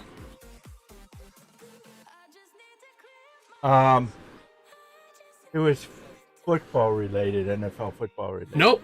Nope. Okay, so it wasn't what I was thinking of that. Yes. Yeah, no, it's not football related. What is it? Bill Mazeroski, dead at 89. There's another one that died yesterday. Oh, I didn't see that. Steeler. Russell. Jack Russell. No, it's from the 70s. I know the name's ringing a bell, but I'm blanking right now. But here we go. Team Canada. I don't have my cell phone. Going to take out the U.S. stone and replace it in the back of that 6-foot ring. So the U.S. is winning? 3-2. Who has... Oh, Canada has a... Canada has the hammer, but it's 10 ends. The problem, and the thing is, the winner of this game is going to be the team that can get a multi-point end. It has been all 1-point ends thus far.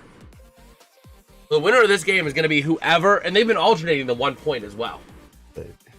And I'm fine if they're going to alternate the point like this. I am fine with that because Team USA then gets the hammer in the 11th end, or gets the point in the 11th end.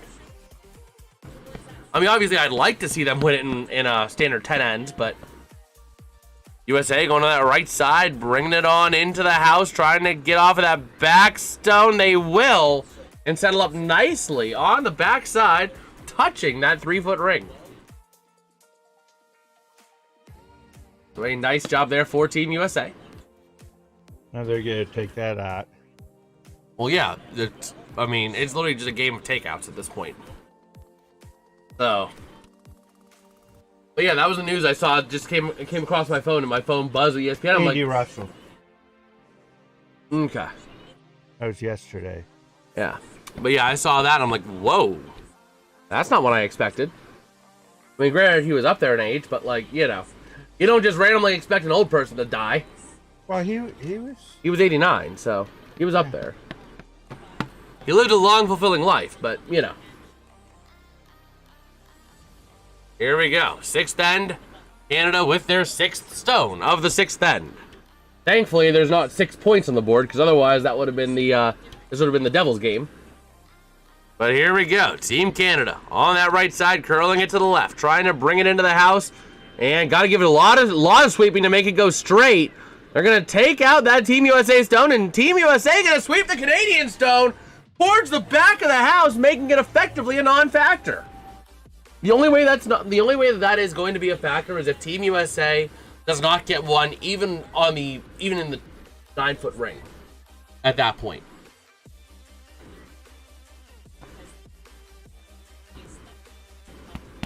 Wow. So, here we go.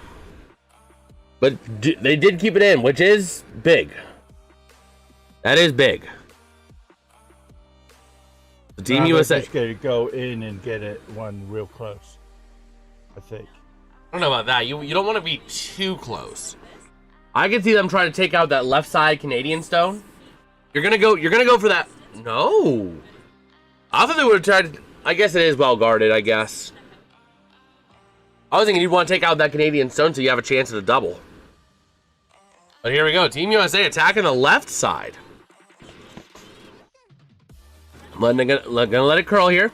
You don't want to sweep too much right now. No, they're going for the takeout? They are going for the takeout, and it stays in the ring. It stays out there in that 9-foot ring. Yeah, but it's still Canada, right? Because of that up there, closer. Yes.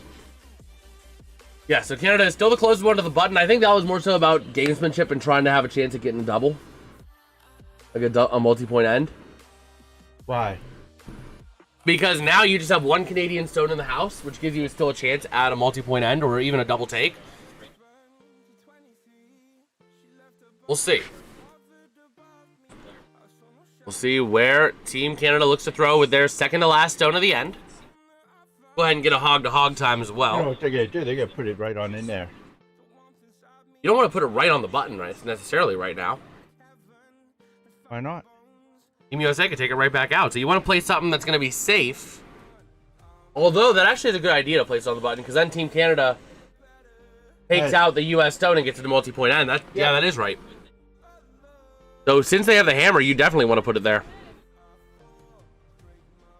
But they're going to draw it to the open side here, going through the center line. Okay, I think I see the vision here. I think I can see the vision. But they wanted to get into the house. They're not going to get it real far into the house, but Canada with a chance now. There's no double take. That's why you didn't want to put it on the button. Chance of a double take. If Team USA grazes that right stone that's in the house, they knock that and bounce it right on into the center and onto the button. That was actually the smart play. So Team USA is going to want to put that stone not on the button, but like on the left side. Basically center it right on the intersection of that back line and the inner part of the 3-foot ring. That's where they want to put this, because then it's well protected by their other stone up front. Yeah, but they could come in the other way and just hit it out. And get yes, but a multi-game, multi-point. Not easily. Not easily. Because that stone's well guarded. You'd have to have a lot of speed taking it out on a curl with a lot of speed, which is a difficult shot. So the USA's best shot here. Let's see. Let's go, mon ami. Let's see. We got a Canadian fan here. And we'll see. Team USA, that was terrible. They didn't get enough of that stone. They needed to get just a little bit more of that Canadian stone. So Canada going to have a multi-point end. Potentially a 3-point end. That's it. That's the game. If I'm Team Canada, I'm going for that back US stone. I'm trying to take that out and get a 3-point end. That's how you do it. No, you just put it right on into the ring. Well, Matt's a good game. Why not? Because that US stone is closer than your left side stone. Do you want 2 points or 3 points? You've got 2 points on lock if you can remove that US stone no matter what. But if you even if the US sweeps your stone that you're throwing out the back, you have 2 points locked up.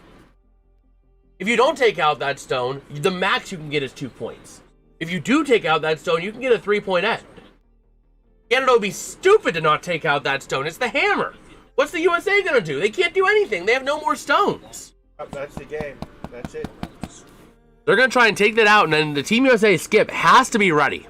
Has to be ready to sweep. You can get more luck to win this. I think it's gonna come down to who gets the multi-point end. And Canada's on the verge of doing that. They are doing that. So the USA is going to be ready to sweep that Canadian stone as soon as it makes contact. So here they go. Watch it right here. Nope. It was a perfect energy transfer, so Canada gets 3 points. And that is a huge, huge end for Canada. The question is, will that multi-point end open up the floodgate for both teams? The score is right down below me. It is right down here at the bottom, 5-3. We are going into the 7th end with a Canadian 5-3 lead. Thank you. Canada won. We got the bronze. I wouldn't just say that yet, Dad. That's good, Bagel. That's good, Bagel. Come here. You want to say hello to the people? You want to make your world debut? Yeah. Yeah, you making your world debut. Huh? Yeah, what you doing? Sometimes Bagel likes to come on the streams, huh? Yeah.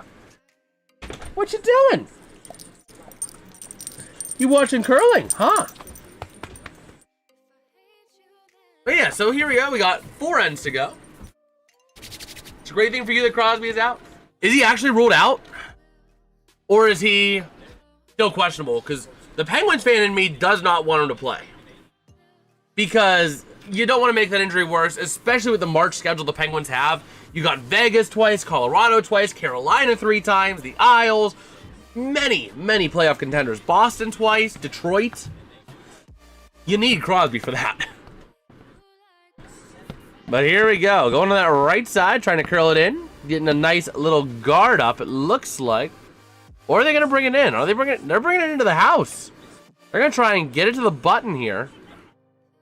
And it's going to settle up on the front side of the 3-foot ring. Let me take a look here. Sidney Crosby.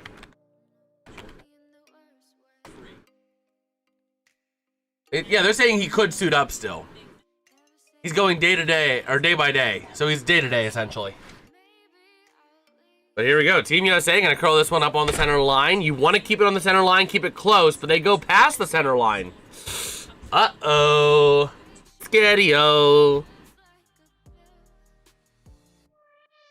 I don't know. That's a very interesting... That's an interesting way of doing that. So here we go. Team Canada. Throwing their second stone to the end. Moving it up along that left side with a lot of speed. Taking out that US stone and going to settle themselves up nicely in the 6-foot ring. All right.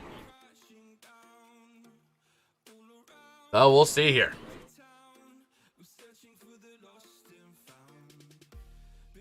So here we go. Team USA. Gonna try and settle it up here nicely. Bringing it on in along the center line. Presumably setting up the blocker here based on that speed. But it's gonna go past the center line again. Goes across the center line, across the hog line, so it is removable. So here we go. Team Canada with an open house on the center. I got my stepped away and missed some. Yeah, it was a big one. It was a big, big end for Canada. It was a misplay by the U.S. that opened up the door for Canada to get 3 points. That's what happened in the 6th end. Very bad thing that Crosby is out. You see, I'm seeing reports that he could suit up tomorrow. Did news just break in the last 10 minutes? As I saw the New York Times 48 minutes ago, John Morrissey to miss Canada's gold medal game. Sidney Crosby not ruled out.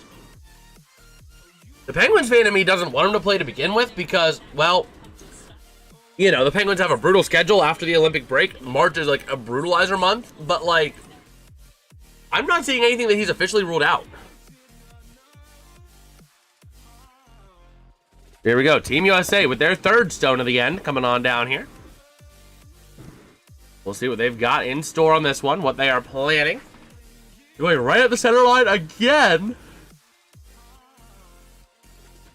Let's see. Are they going with speed?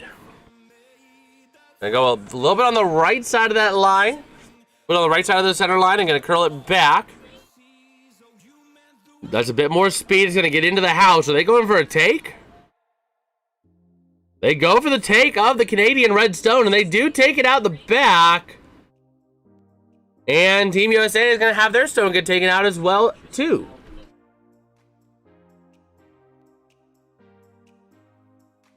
Okay.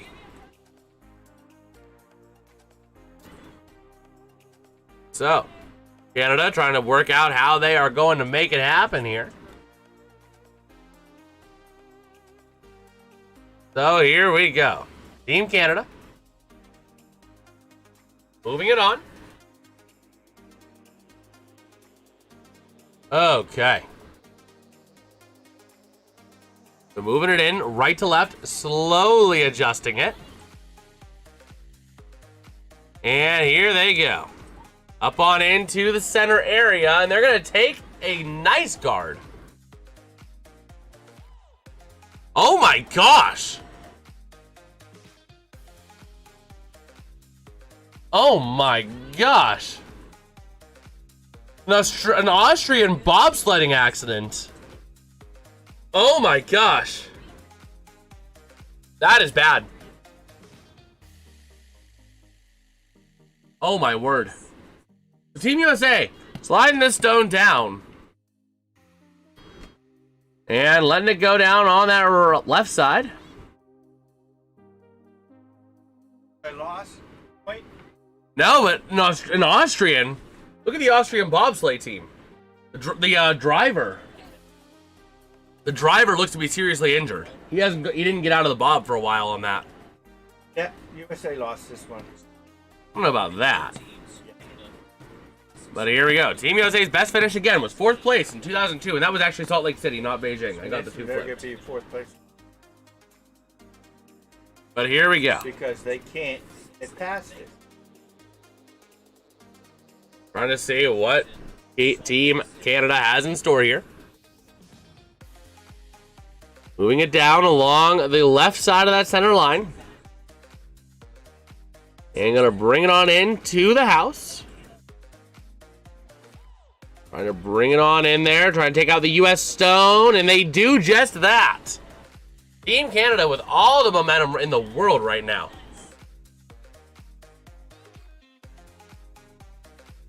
Oh boy. Yeah, they're gonna have another one. Remember, the U.S. has the hammer this time, though. Yeah, it doesn't matter. Not gonna be able to get any headway with. No way. Well, we'll see. Here comes Team USA with their 5th stone of the end. And here we go, moving it up. From Corey Tisi. Right up through center, doing a big old take out of that guard and gonna take out one stone for sure, bringing every other stone back out into the white rings. What end is it? That is also right below me. That is the end 7th end. So I didn't really have an easy way of putting it, so I just put E7 for end 7. But here we go. Gonna look at Rachel Homan, the Team Canada skip. Trying to coordinate how this shot is gonna go. Looks like they're gonna attack the left side here. You'll put another one up there. They could go for another guard. Let's see, going on that left side. Bringing it on in. Gonna let it curl a little bit here. Getting a little bit of help as well to keep it a slight bit straighter and make it go a little bit further. And here we go. Gonna bring it on in towards the front end of the house. And gonna bring it right up on into the 6-foot ring. A nice job there by Team Canada. To slide it on in where it needed to go.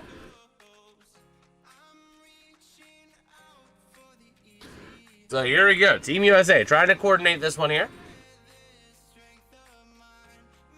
Gonna Corey Tisi. Gonna be throwing this one. And here we go. Ready to see what Team USA has in store. Down by 2. Needing a multi-point end.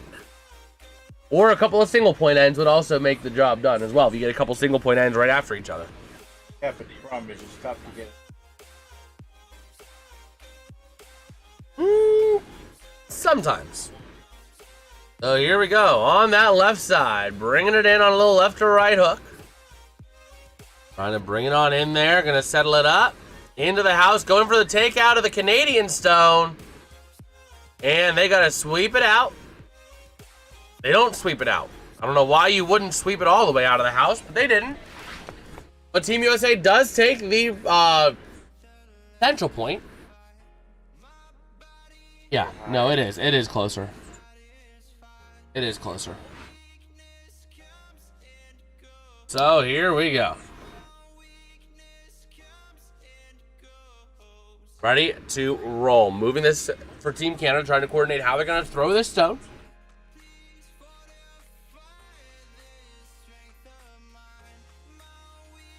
See. Man, in Canada, you must bring home a medal in all 3 disciplines. Men's ice hockey, women's ice hockey, and curling. Those are the pride and joy of the Canadian teams. And I don't know, did Canada get a medal in the mixed doubles?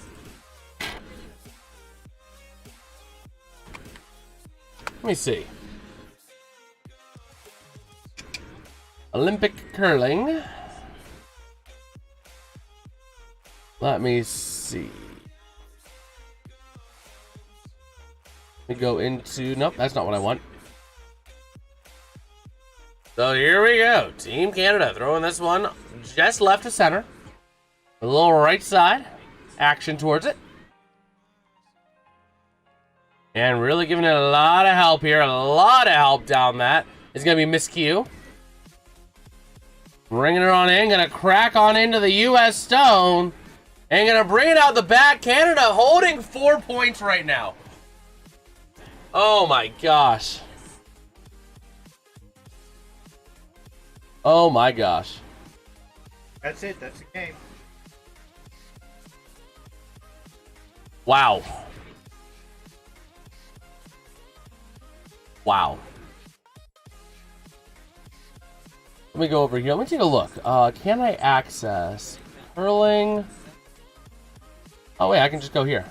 Mixed doubles. And the men. Let me see here.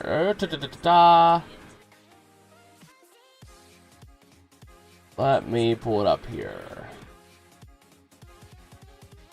Kind of scrolling through this as we are waiting for Team USA to line up their shot.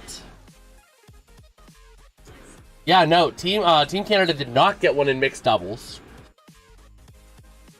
They didn't even make a semifinal. Yeah, they did not make the semifinal. They were eliminated before that. What are you gonna do? What are you gonna do? Oh, looks like they're going left. They're gonna try to go left to right. Probably go for a take, maybe a double take on that front Canadian stone. Try to push that stone out to the back and maybe bring both of them out. Or they could try and draw around it, but that's a lot more difficult. We'll see what they end up doing.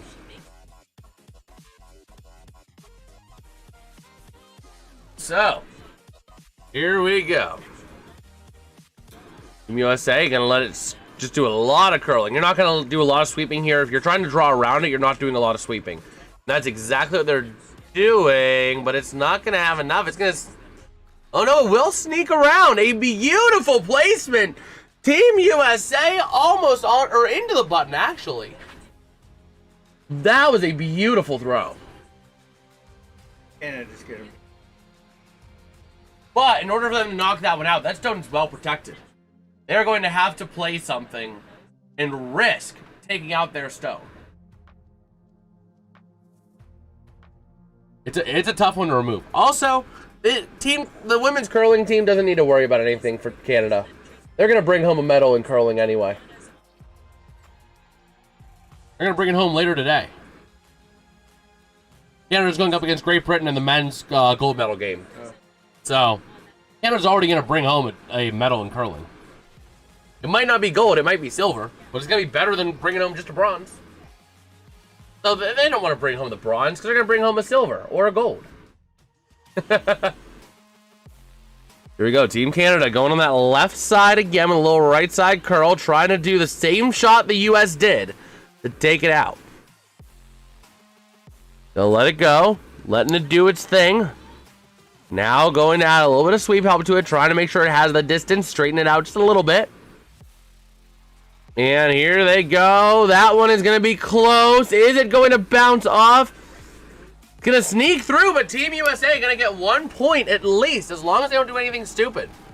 What did they do? If I'm Team USA, I'm considering going on that right side, trying to thread the needle there in between those two guards.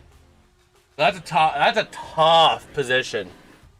That is a tough position for Team USA. I mean, if you could thread...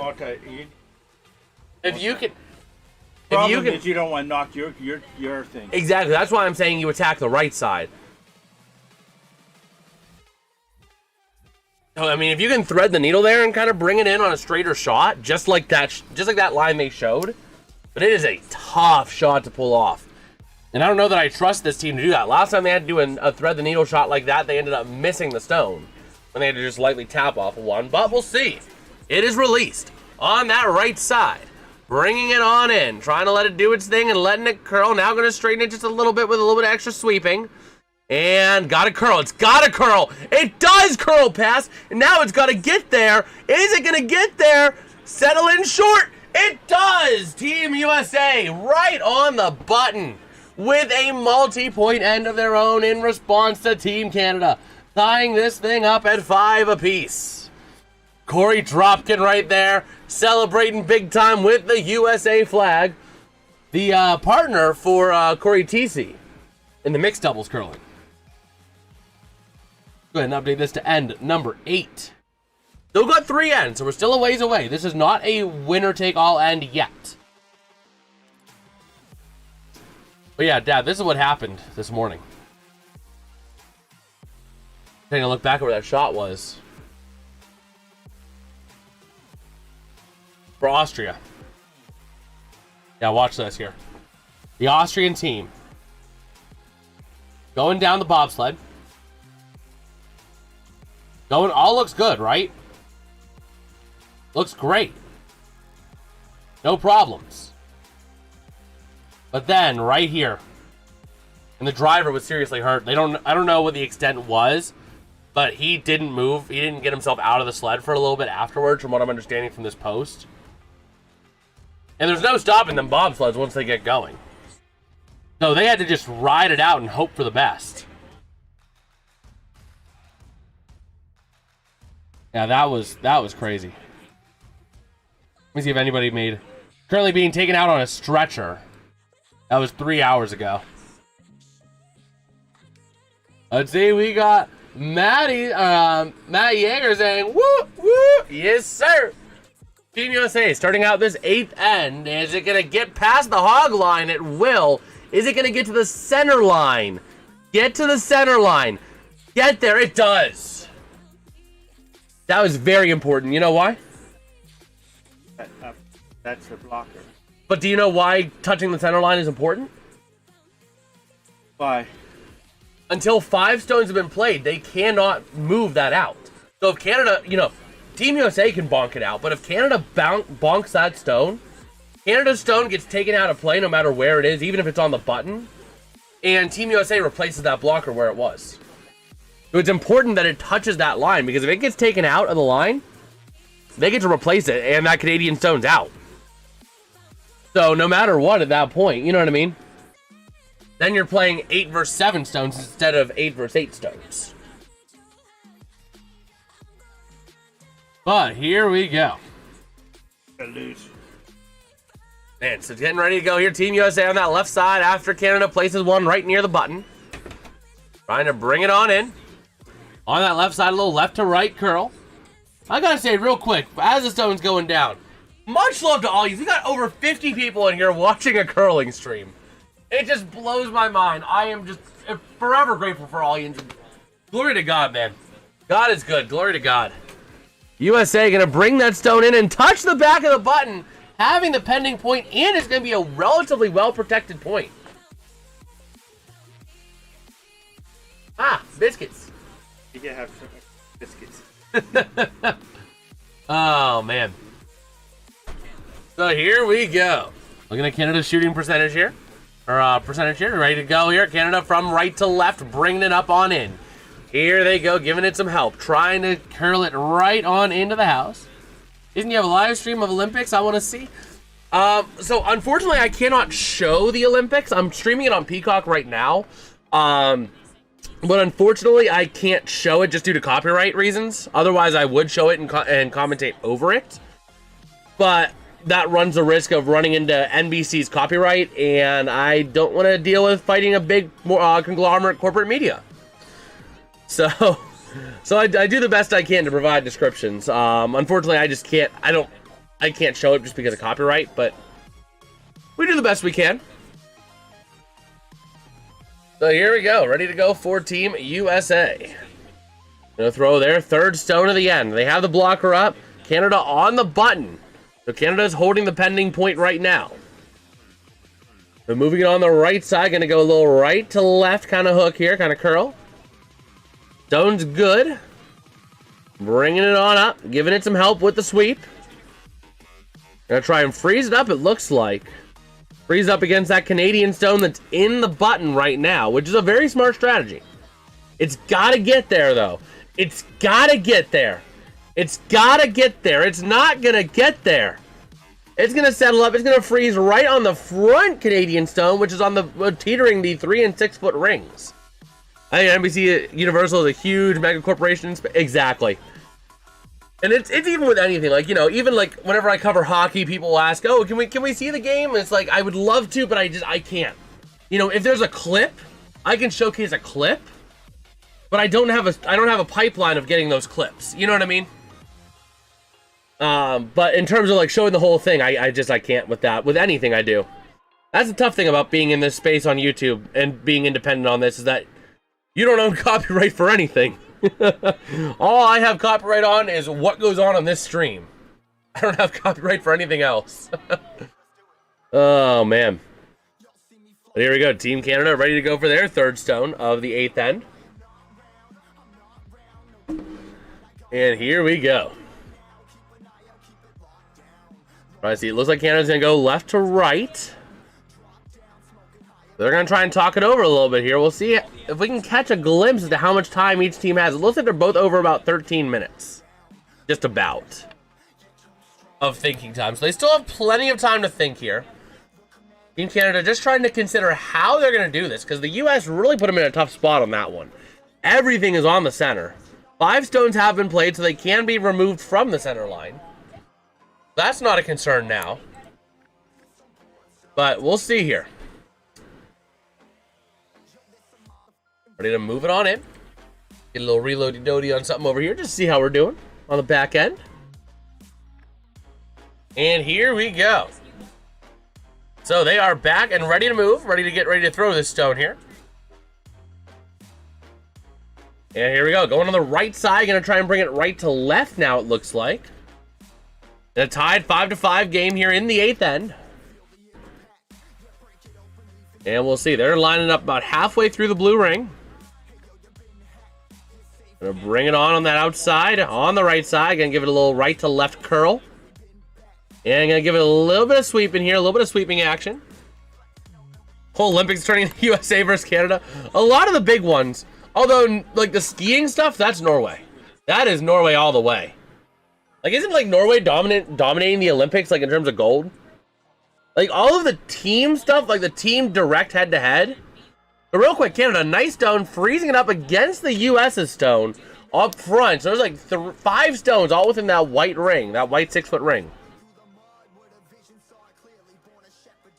Let's see. Yeah, exactly. And they have the medals purely because there's so many events, so many medals in events where you're throwing yourself off a mountain.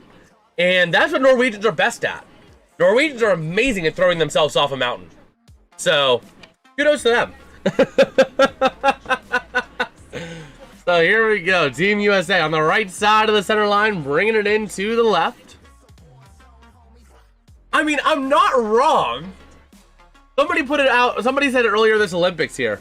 The U.S. gonna do a little takeout. They do take out that Canadian stone beautifully. But somebody put it perfectly. The Winter Olympics summed up. You either have a massive knife on your foot, you are throwing yourself off a mountain, or you're curling. I mean, that's how it is. That's literally every event. Except for cross-country skiing. Like the cross-country skiing events, I don't know, you're really throwing yourself off a mountain. And maybe you could say the same thing about biathlon, but then you have a gun. So, biathlon's in the same vein. So Canada with a takeout, gonna now be resting still 1, but potentially 2 if they could take out that back US stone. 4 stones left each here in this 8th end. I prefer curling more than the high action stuff.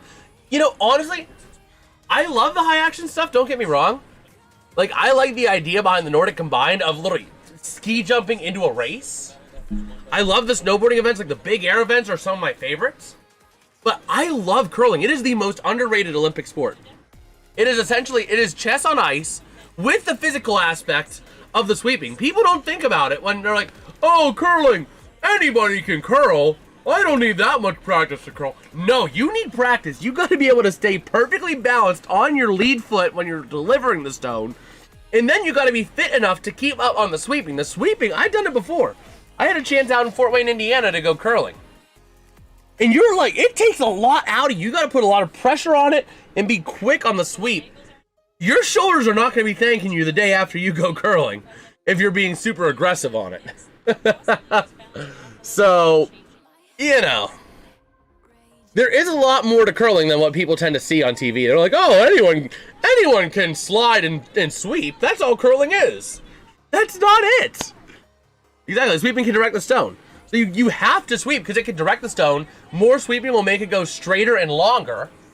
And also how you sweep will affect how it goes as well. The U.S. gonna just put another stone hovering the button there. But like, so the sweeping is important. You have to do it because it affects the stone trajectory, but it does take a lot out of your upper body. Curling is an upper body sport.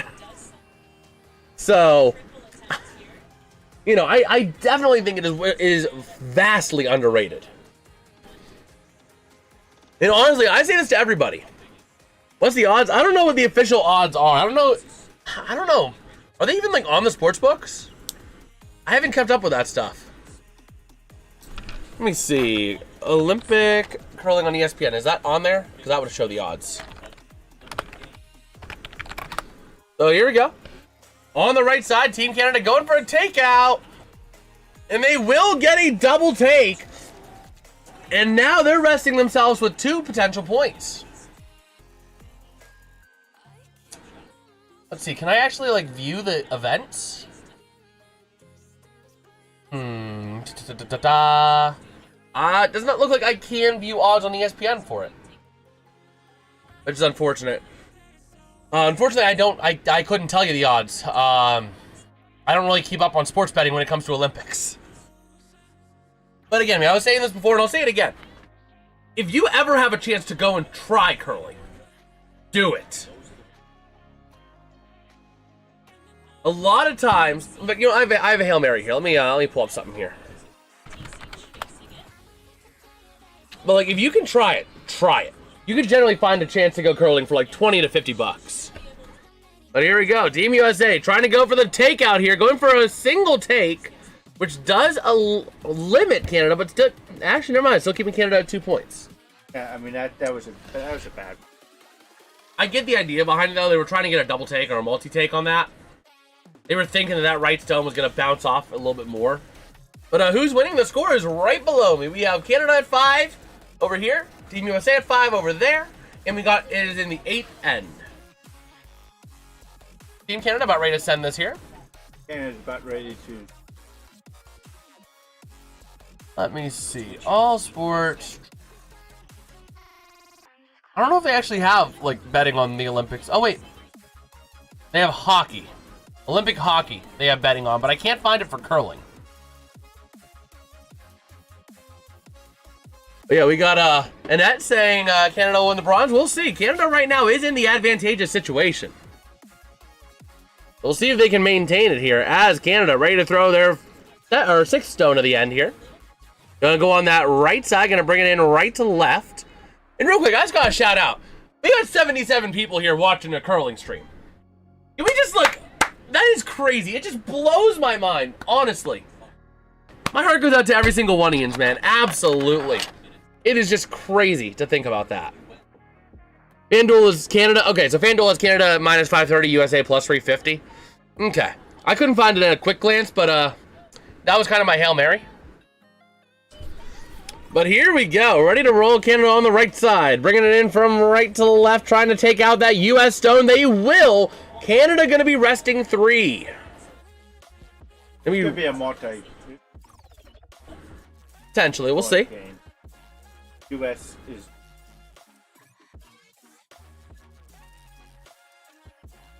Well, we'll see. I mean, it's not that they're not great at it. The problem is that Canada's not leaving them with anything. Like, there is a double take there, but there's not a triple take. The double take is bouncing it off that stone that's in the center, and bouncing your stone off of that and into the stone on the right side. That's how you do it. But I do gotta say real quick, if you guys are enjoying the stream, man, drop a like, drop a sub. We go live multiple times a week for hockey, you know, football. We'll look at some of the other international events like curling or stuff like that. See, I need Canada to shut them down, finish the game we got under. Well, we'll see here. Canada holding 3 right now, but the U.S. trying to bring one in on the right side, trying to curl it in. Now gonna give it a lot of speed. Gonna try and bring that in to the button. A last second gasp, and the U.S. might be. It's very close. That is something I think that will be a measuring if that stands. But a beautiful job for Team USA to put that on the button, and Team USA might actually have that. They might actually have that point.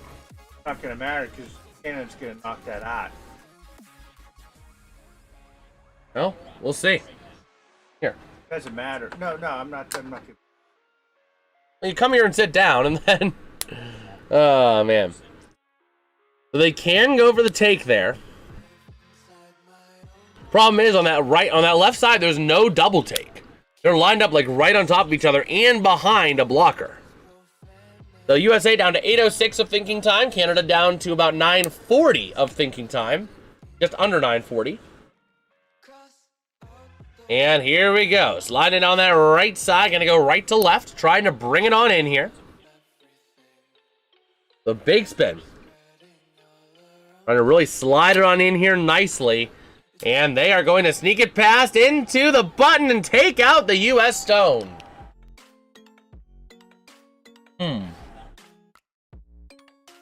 Let's see. Jimmy's saying, I love watching curling. Curling is like one of my favorites. Honestly. What in the world? There's like a hair. There it is. Wondering what that was. But yeah, I mean, curling is like the most underrated sport. What do I think the final score will be? Canada looks like they're going to be primed for about 2 to 3 here. So I'm going to take Canada. Unfortunately, probably Canada about a 9-6, 9-7 score.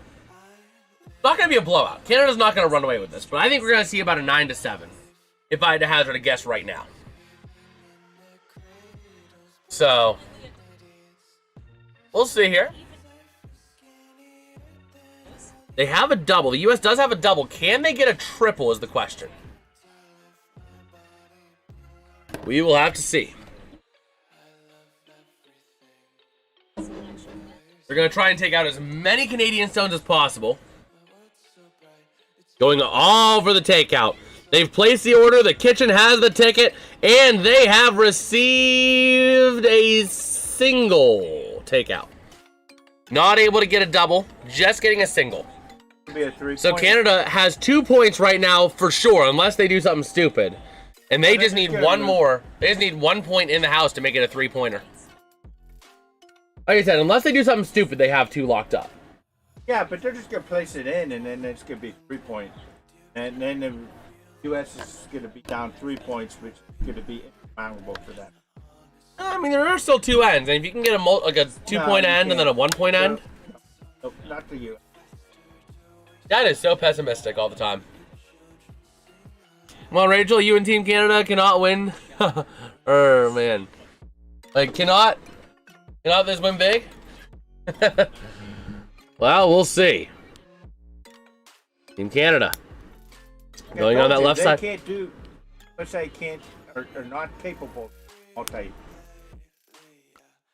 Yep, it's going to come on in, settle up nicely for 3 points. So Canada going to take an 8-5 lead going into the 9th end. Yes, sir. Midnight Rambler. A field goal was scored by Canada. U.S. can't do 3. There's no way. Done. It's over with. Could you be positive for 2 seconds? Or is it in your contract that you have to be negative? Contract. You son of a gun. Oh, this is it, isn't it? Oh, they still have. No, they still have 2 more ends. Yeah, but this is. Mixed doubles is a 8-end game. A 4-person team is a 10-end game. I understand that, but I thought they still had another one here. Yeah, no, they're just replaying. They can't. What the U.S. can't do is they can't get multiple ones out. They were not successful. I've not seen them successfully get 2 stones out. And I haven't successfully seen you throw a touchdown in the NFL. I'm not going to. I don't. Just like they're not going to ever do that. In this bronze medal. Well, the tough thing is that Canada's not leaving them. They've left them. The chances that they've had have not even really been quality double take chances. They have had a couple double takes this game on some quality chances, but when they haven't been quality chances, they have not been able to double take. Come on, Team Canada. You and Rachel can secure this win and bring the bronze medal home to Canada. Hey, you guys were Canada's already going to get at least a silver medal in curling. Let the U.S. take a second medal. So Canada going to play it on that right side, trying to bring it into the house here. It's gonna settle on up in the house. Is it gonna be in? It's gonna be in the 3-foot ring. I thought they had to put up there. No, they don't have to. A lot of teams will. They'll try and set the guard up so they have something to play off of. You know what I mean? But they don't. There's no rule saying you have to. So we'll see here. Team USA playing it up on that center to left curl. Gonna be settling up as a guard. What the heck is that? That's stupid. Why does that block going all the way out there for? What's the theory behind that? So some of it is because you want to be able to block off one side. You're trying to move the action is what they're trying to do. They're trying to move the action away from that right side because they've been doing that right side all day.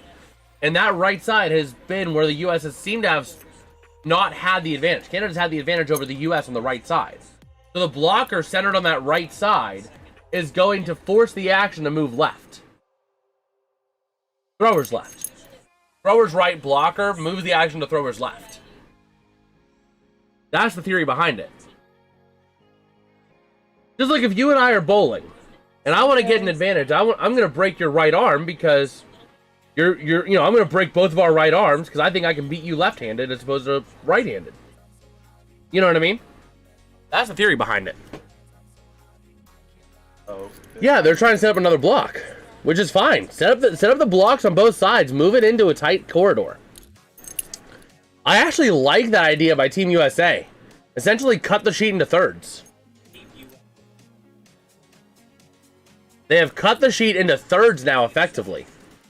We'll see what Team Canada ends up doing here.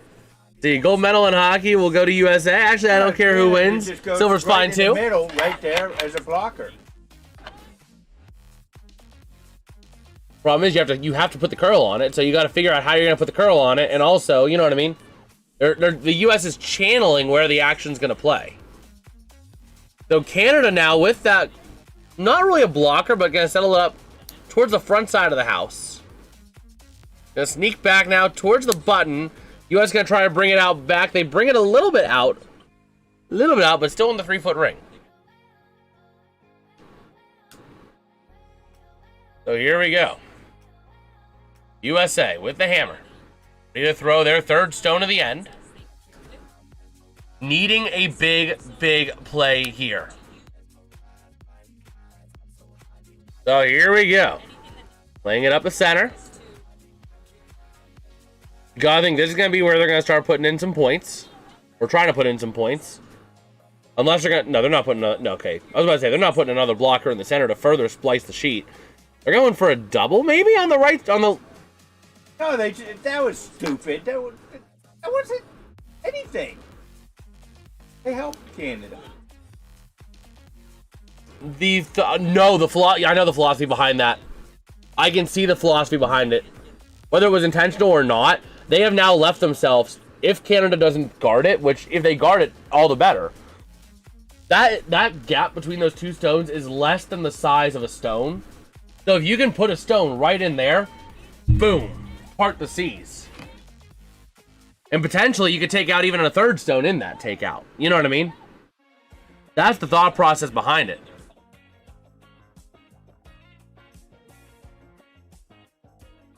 So now, if you can play it right on in, problem is the U.S. blocked themselves out of that.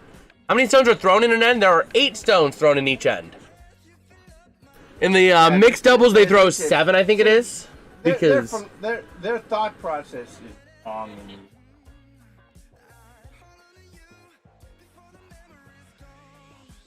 Well, U.S. right now is trying to play it in to take out a couple of stones.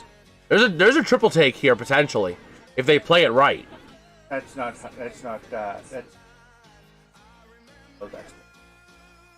They're trying to finesse it around now. That's what they're gonna try and do. I thought they would have gone for the triple take. Why are they blocking themselves out? Yeah, it definitely overcurled. I think the philosophy was trying to rest on the back Canadian stone on that one. I think is what they were trying to do, and they just missed it. USA is screwed. The game is out of hand now. Still under 14, but there's 13 points, and somebody's going to score a point in this end, and somebody's going to score a point in the 10th end. Our minimum score is 15, I believe.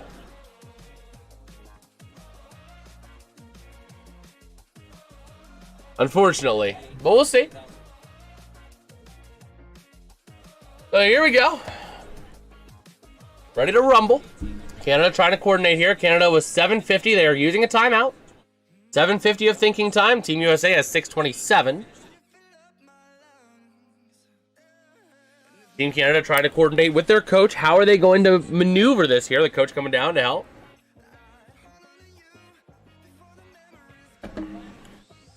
Let's see, they're talking it over. Victor Shell. I think that's how you say his last name. Kjell. Shell. Now they're this is the philosophy behind curling. You gotta think 5 stones ahead, and you're seeing that in action right now.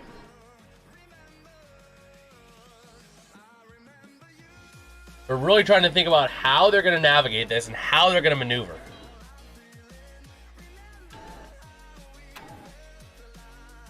We'll see.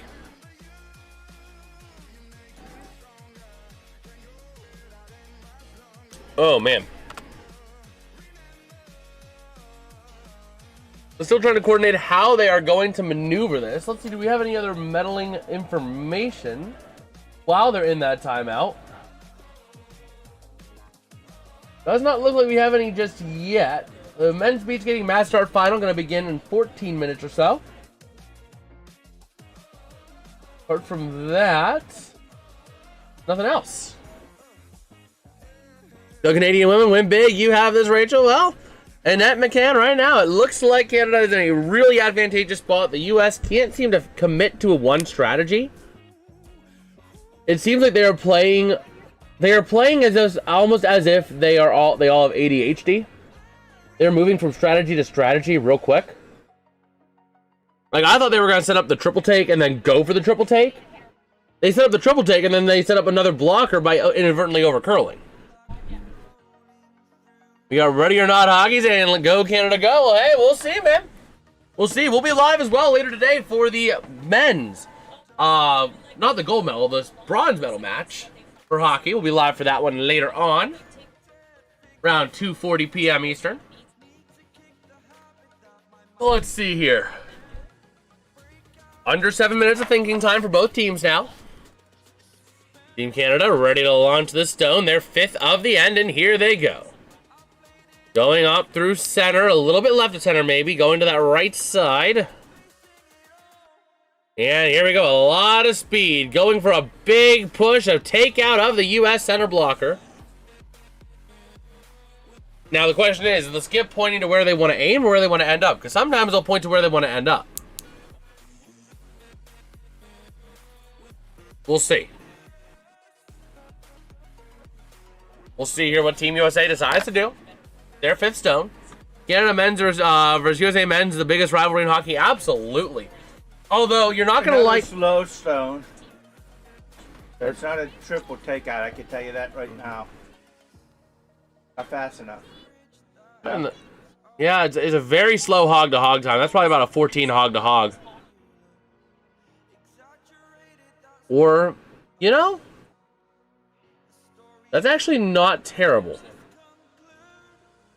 Team Canada is going to be very difficult for them to remove that stone. So we'll see. We will see. Yeah, man, I would love to be live for that game tomorrow, but unfortunately, I'm gonna be at the church because I volunteer for the church. But unfortunately, we're not gonna be able to go live for that gold medal match. But we'll be live for the bronze, and we can talk the gold while in the bronze, for sure. But you're not going to like what I have to say, but I think that Sidney Crosby shouldn't play tomorrow. That's just the inner Penguins fan talking. I personally don't want Crosby to play tomorrow because the Pens have like 2 games against Colorado, 2 games against Vegas, 3 against Carolina, 2 against Boston. I mean, you know, considering what they have in store, what the Pens have coming up, and the fact that they're trying to make a playoff run, the Pens fan in me doesn't want Crosby to play and get further injured. USA, oh yeah, they absolutely. I mean, they slapped Slovakia into 2006. But here we go, Team Canada going on that right side. Gonna put a little curl on it here. What church? It's a church I volunteer. I'd say they're not denominational, so. But I volunteer there. I'm there a couple times a week. I'm there Thursday nights. I'm there on Sunday mornings. I help in the booth. I help with like the slides, the song lyrics, cameras. So. Yeah, this. Go Team Canada, gonna clog it up even further on that left side. Let's see, they're gonna bunch 3 together and punch their 1 stone into the center onto the button. Team Canada right now resting 3. Team USA has put themselves in a really rough spot right now. Yeah, they can't. They basically can't knock them out of there. I mean, I don't even know where you go. I don't quite know where you go on. I mean, they maybe try to sneak it in there and part the seas on those 2 stones. Maybe. It's a very difficult spot right now because you got 3 stones bunched up together in the white ring. You got a stone that's touching the button in the front, which is guarded by those 3. Then you got a stone on the left that's also partially guarded.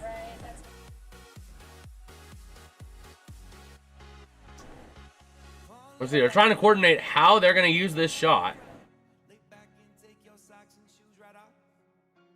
Oh, wow. You got to move the 3 bunched ones around in the center that's guarding their one that's on the button? Wow. Listen to these Einsteins.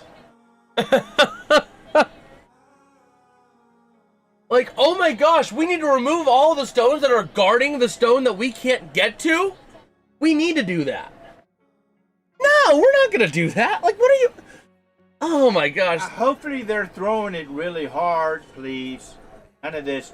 My gosh, Dad. If you need to Hold on. What was that? No, it's not on. Oh, it's not on yet. There.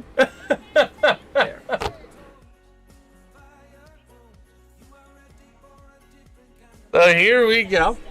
USA gonna throw their 6th stone to the end here. And they're going right at it. This is gonna be a high power shot because they just said they needed to move it. I hope so that it is. Yep, they're going for the take. They are going for the take right here. And moving it in to the area of those 3 with a lot of speed. And they're going to take... Okay. It frees it up. It opens it up. Unfortunately, Canada has the next stone, but it frees it up. I'm a Catholic, but also legitimately in Christ with the Holy Spirit as a Christian. That is the important thing. You know, not that I don't like the Catholic Church, but the Catholic Church has a tendency at times to make it religion over relationship. They get like 2 or 3, the game is out of reach. They can't get 5 points in that. Yeah, that is a tough thing. Yeah, I mean that's the thing is that, you know, I don't despise any branch of, you know, of the Christianity, you know, religion. You know, from Catholicism to independence to all that stuff.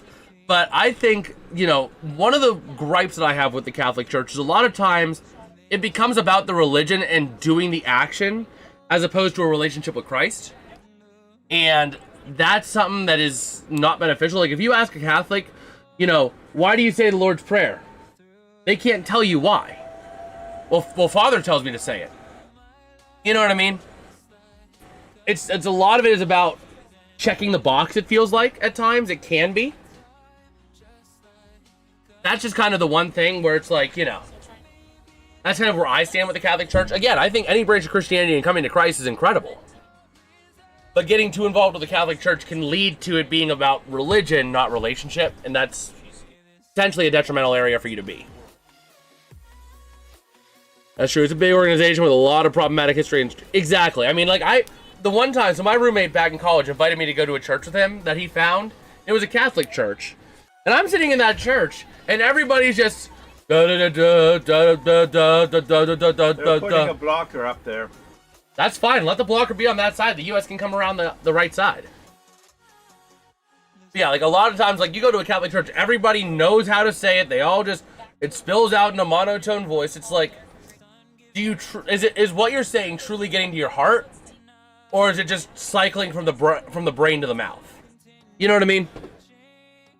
And that's kind of the danger that I see when it comes to the Catholic Church, is that people get so caught up in the routine and how and what we say, yet fail to see the why.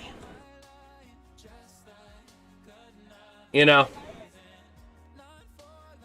So that's kind of where I sit with that. You know, I've been to a couple of Catholic masses and it's all the same thing. They all tend to just, you know, it all just kind of spews out. They know what to say, how to say it, but at times it just feels like they don't know the why.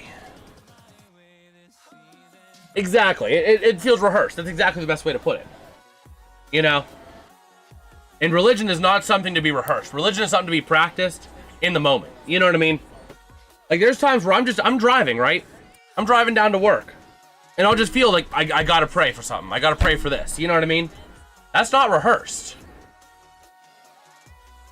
There are some aspects that can be rehearsed. You know, obviously, you're gonna rehearse the music for a service. Otherwise, there's gonna be problems with that. But, like, you know, the rehearsed act of it kind of takes away from the relational aspect and the growth, it feels like.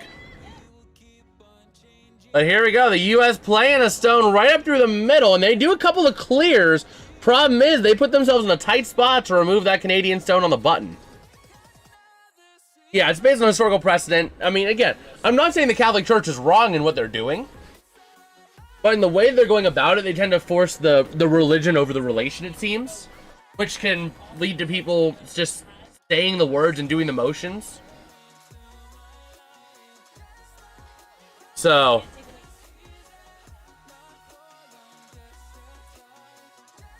we'll see what Canada is going to do here. We got Okaran Kawhi saying go Canada. We got a lot of Canadian fans up in here. In fact, so much so that we had 90 votes in the poll over there. And 55% Ians are pulling for Canada, 45 for the States. So here we go. Ninth end, last stone for Canada. U.S. still has the hammer. U.S. cannot let them, not afford them. Oh, here we go. Problem is, I don't see how you can get rid of that button. Unless you play you could. I do see a way. Let's see. There's a huge divide in the church where some insist the Trinity in Mass is the true form. Yeah, and that's the thing is that, you know, there was a pastor in our area that had a massive heart attack, and unexpectedly after his last sermon, and it was an incredible sermon. He was an incredible church planner. He planted like over 100 churches in 10 years. But in his last sermon, when he where he unfortunately had the heart attack afterwards, that whole sermon was about, you know, not having an us versus them, not having a non-denominational versus Catholic, not having a me against you, not having a, you know, Jew versus Gentile. You know what I mean? We'll see you ready or not. But like that is part of the thing that was in that sermon, and that is an incredibly powerful sermon, especially today. A lot of times we can get caught up in the semantics of the divide that we tend to forget what unifies us all. See, it's a crowded house, and that's not bad. That's not just a bad 80s band. That is true. It is a crowded house. I mean, that house, I mean, it is incredibly tight. But the USA going to load it in, and they are going to take out the Canadian stone and get 2 points. The USA going to make it a 1-point game going into the 10th end. USA still alive here. Clinging on. Oh, they're halfway there. Oh, living on a prayer. Yours is 2:30, so 7:30 tonight. 2:40. It's actually 2:40.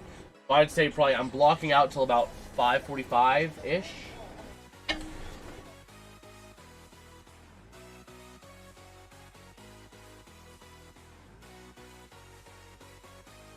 Yeah. So she's saying she doesn't need to get there right at that time. But The other one is. oh, it's up to you. Up to you. Let's see. Oh, you have to grow up and realize those are just interpretational differences, and that's okay. Exactly. Exactly. The true thing that Christianity comes down to is growing in Christ and accepting him as your Lord and Savior and trying to draw near to him. You know what I mean? That is like our call, is to draw near to him and try to create other disciples. Is kind of the mission statement, so to speak, the MO. You know? So there we go. Team USA gonna start off this 10th end here. This maybe last end, maybe not.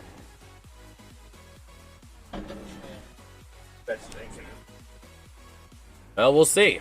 Coming out that left side. Gonna set up a blocker here. Got to get it on the center line. They're trying to go a very short, very shallow blocker, which is fine. And it does stay on the line. A shallow blocker is much more useful than a close blocker. It's basically like a goalie. Think about it, in a goalie in the NHL, if a guy is coming down on a shootout, you're not going to be back against the post. You're not going to be at the line all the way. You're going to be out a little bit because it allows you to cover more area. That blocker up there essentially limits what area Team Canada can use. So Team Canada got to put one on the green, in the green ring. Canada's going to have that fun. Well, we'll see. Here we go, on the right side. Team USA gonna play it out, or throwers right, our left. Playing it up, moving it in. Good chance now, trying to take it in towards that left to right curl. They're setting up another blocker, which is fine. Again, taking two center line blockers, one shallow, one deep, is totally fine. That essentially pushes the action. It parts the Red Sea of where you can throw the stone. Getting to the button is going to be incredibly difficult now. And when you're not playing near the button, the game opens up. An end opens wide up when you're not playing near the button. It'll generally create less crowding. You know what I mean? So here we go. Canada going to bring it on in. And into the green 3-foot ring. Doing another blocker. No, they're not. You're not going to put three blockers. You're going to put two center line blockers, and then you're going to try and bring it in from the right side, I would imagine. Need to block. Yep, they're coming from the thrower's right, our left. Which is exactly what I was wanting to see. So here we go, moving it along that far side, along that left side, trying to curl it in from left to right. And here we go, playing it on in. That's not very. That's slow. No, that's fine. That's fine. You don't want it to be fast in curling. The ice will carry it. The pebbled ice carries it. That's going to go right towards the button with a little bit of help. What'd I tell you? What'd I tell you?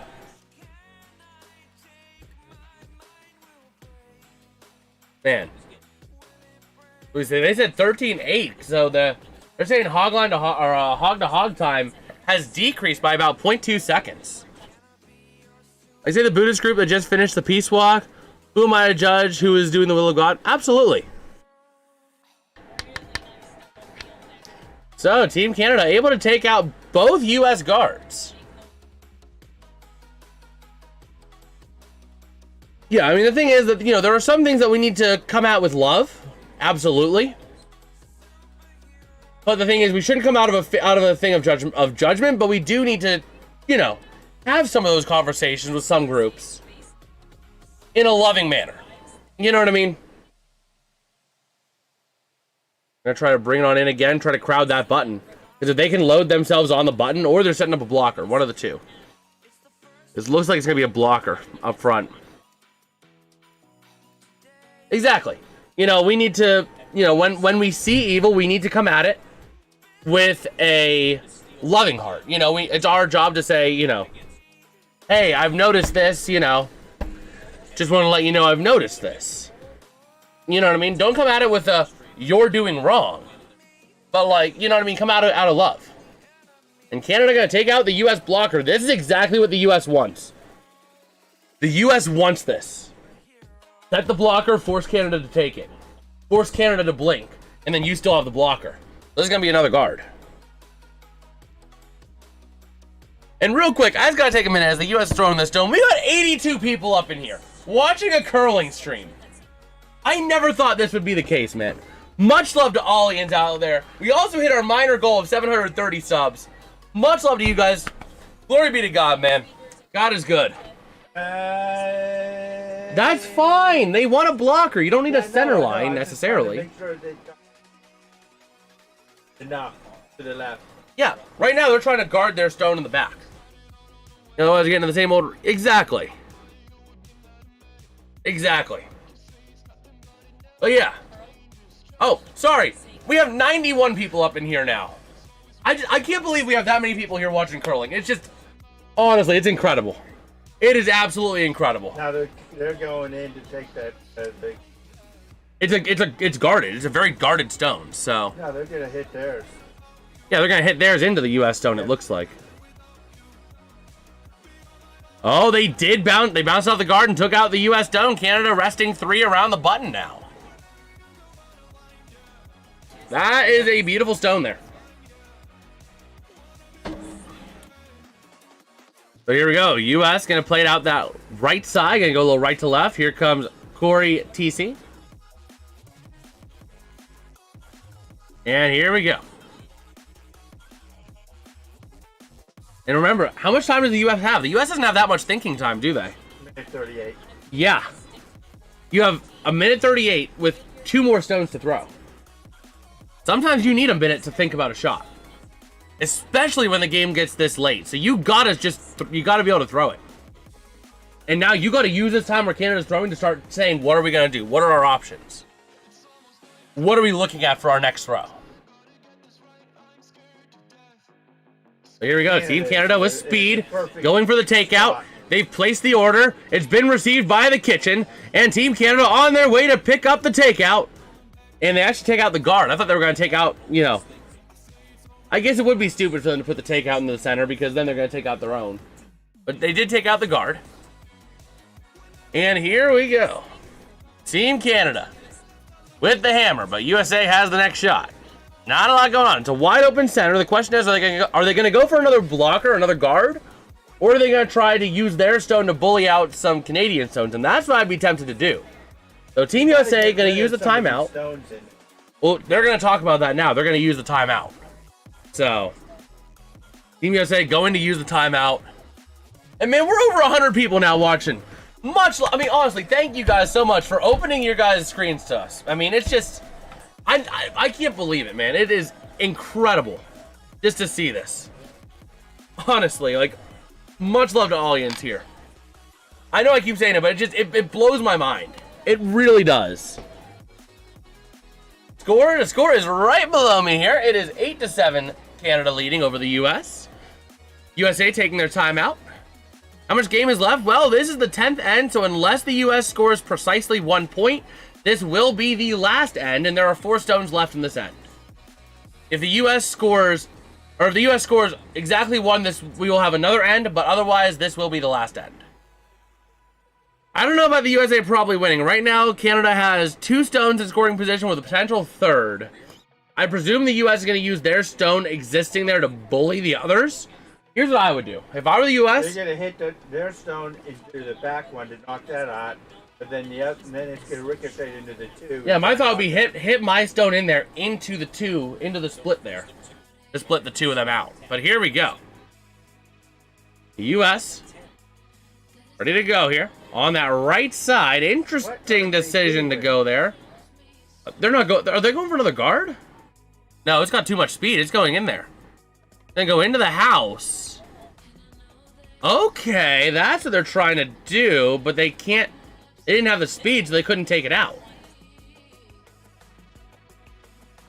Ah, they were trying to freeze the yellow. That's what they were trying to do. They were trying to lock onto that yellow stone so that it creates more stones crowded, so that whenever somebody crashes into it, it opens it up a lot more for the U.S. They have 2 still. Yes, Canada still has 2. And those 2 are going to be tough. Not really. The U.S. does have that front stone. If the U.S. can use that front stone on the left side to leverage that into the other two. The Team Canada is starting to think about what they're going to do. Team Canada also going to be running thin on thinking time as well. They got more than the U.S., but they're going to be starting to run thin themselves.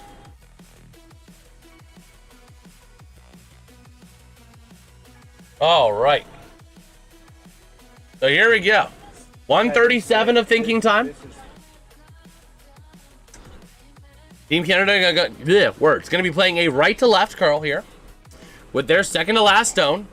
Both teams are going to have about a minute and a half of thinking time, give or take, going into their last stone. So Team Canada ready to throw this stone here. Second to last stone of the end for them. Trying to win the bronze. This game definitely not over yet by any stretch of the imagination. Gonna play right to left. Coming down the end here. Not doing a whole... Now gonna get a lot of sweeping. A little bit of sweeping to help. Trying to punch it through. No, they're trying to play it in there. They're trying to kind of bounce things around. Oh, it is a blocker. Fair play for Canada to use the blocker there. That is totally fair play for Canada to use a blocker. Okay.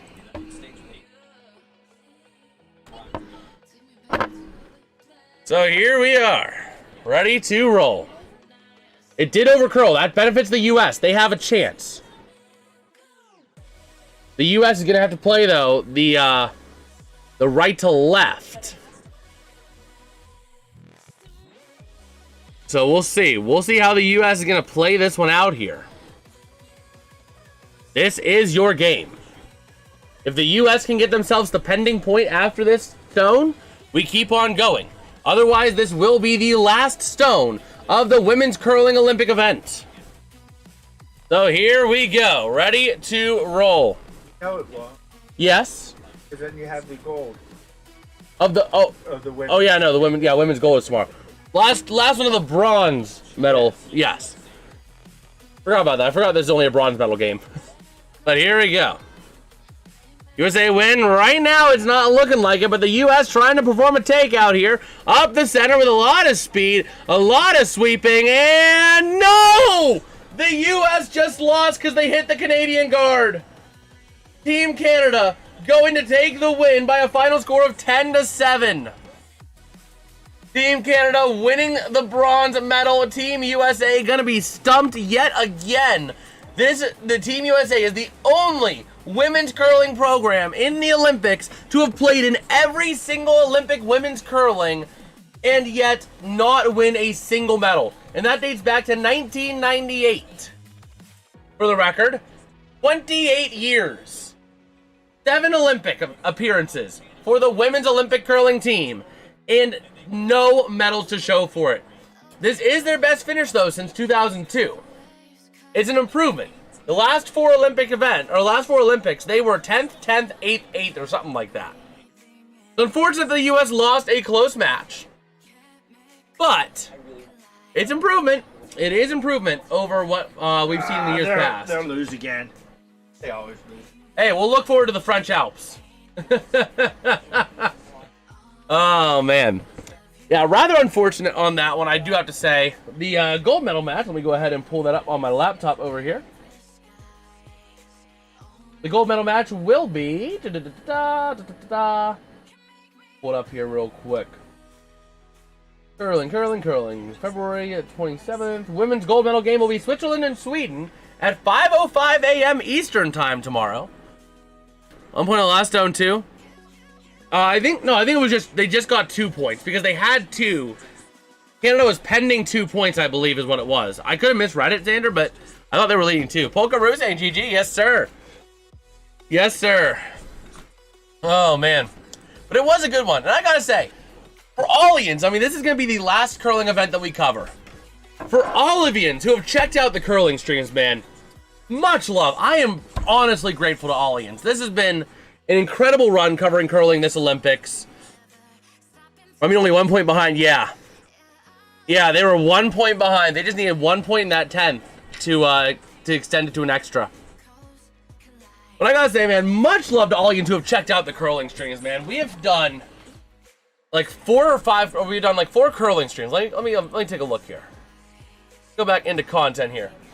Guys, gotta say, it has been incredible to see how you guys have come around watching these curling streams. I never thought they'd be my biggest streams, you know. We did, was it 1, 2, 3, 4 curling events, I believe. Yeah, this is the 4th one.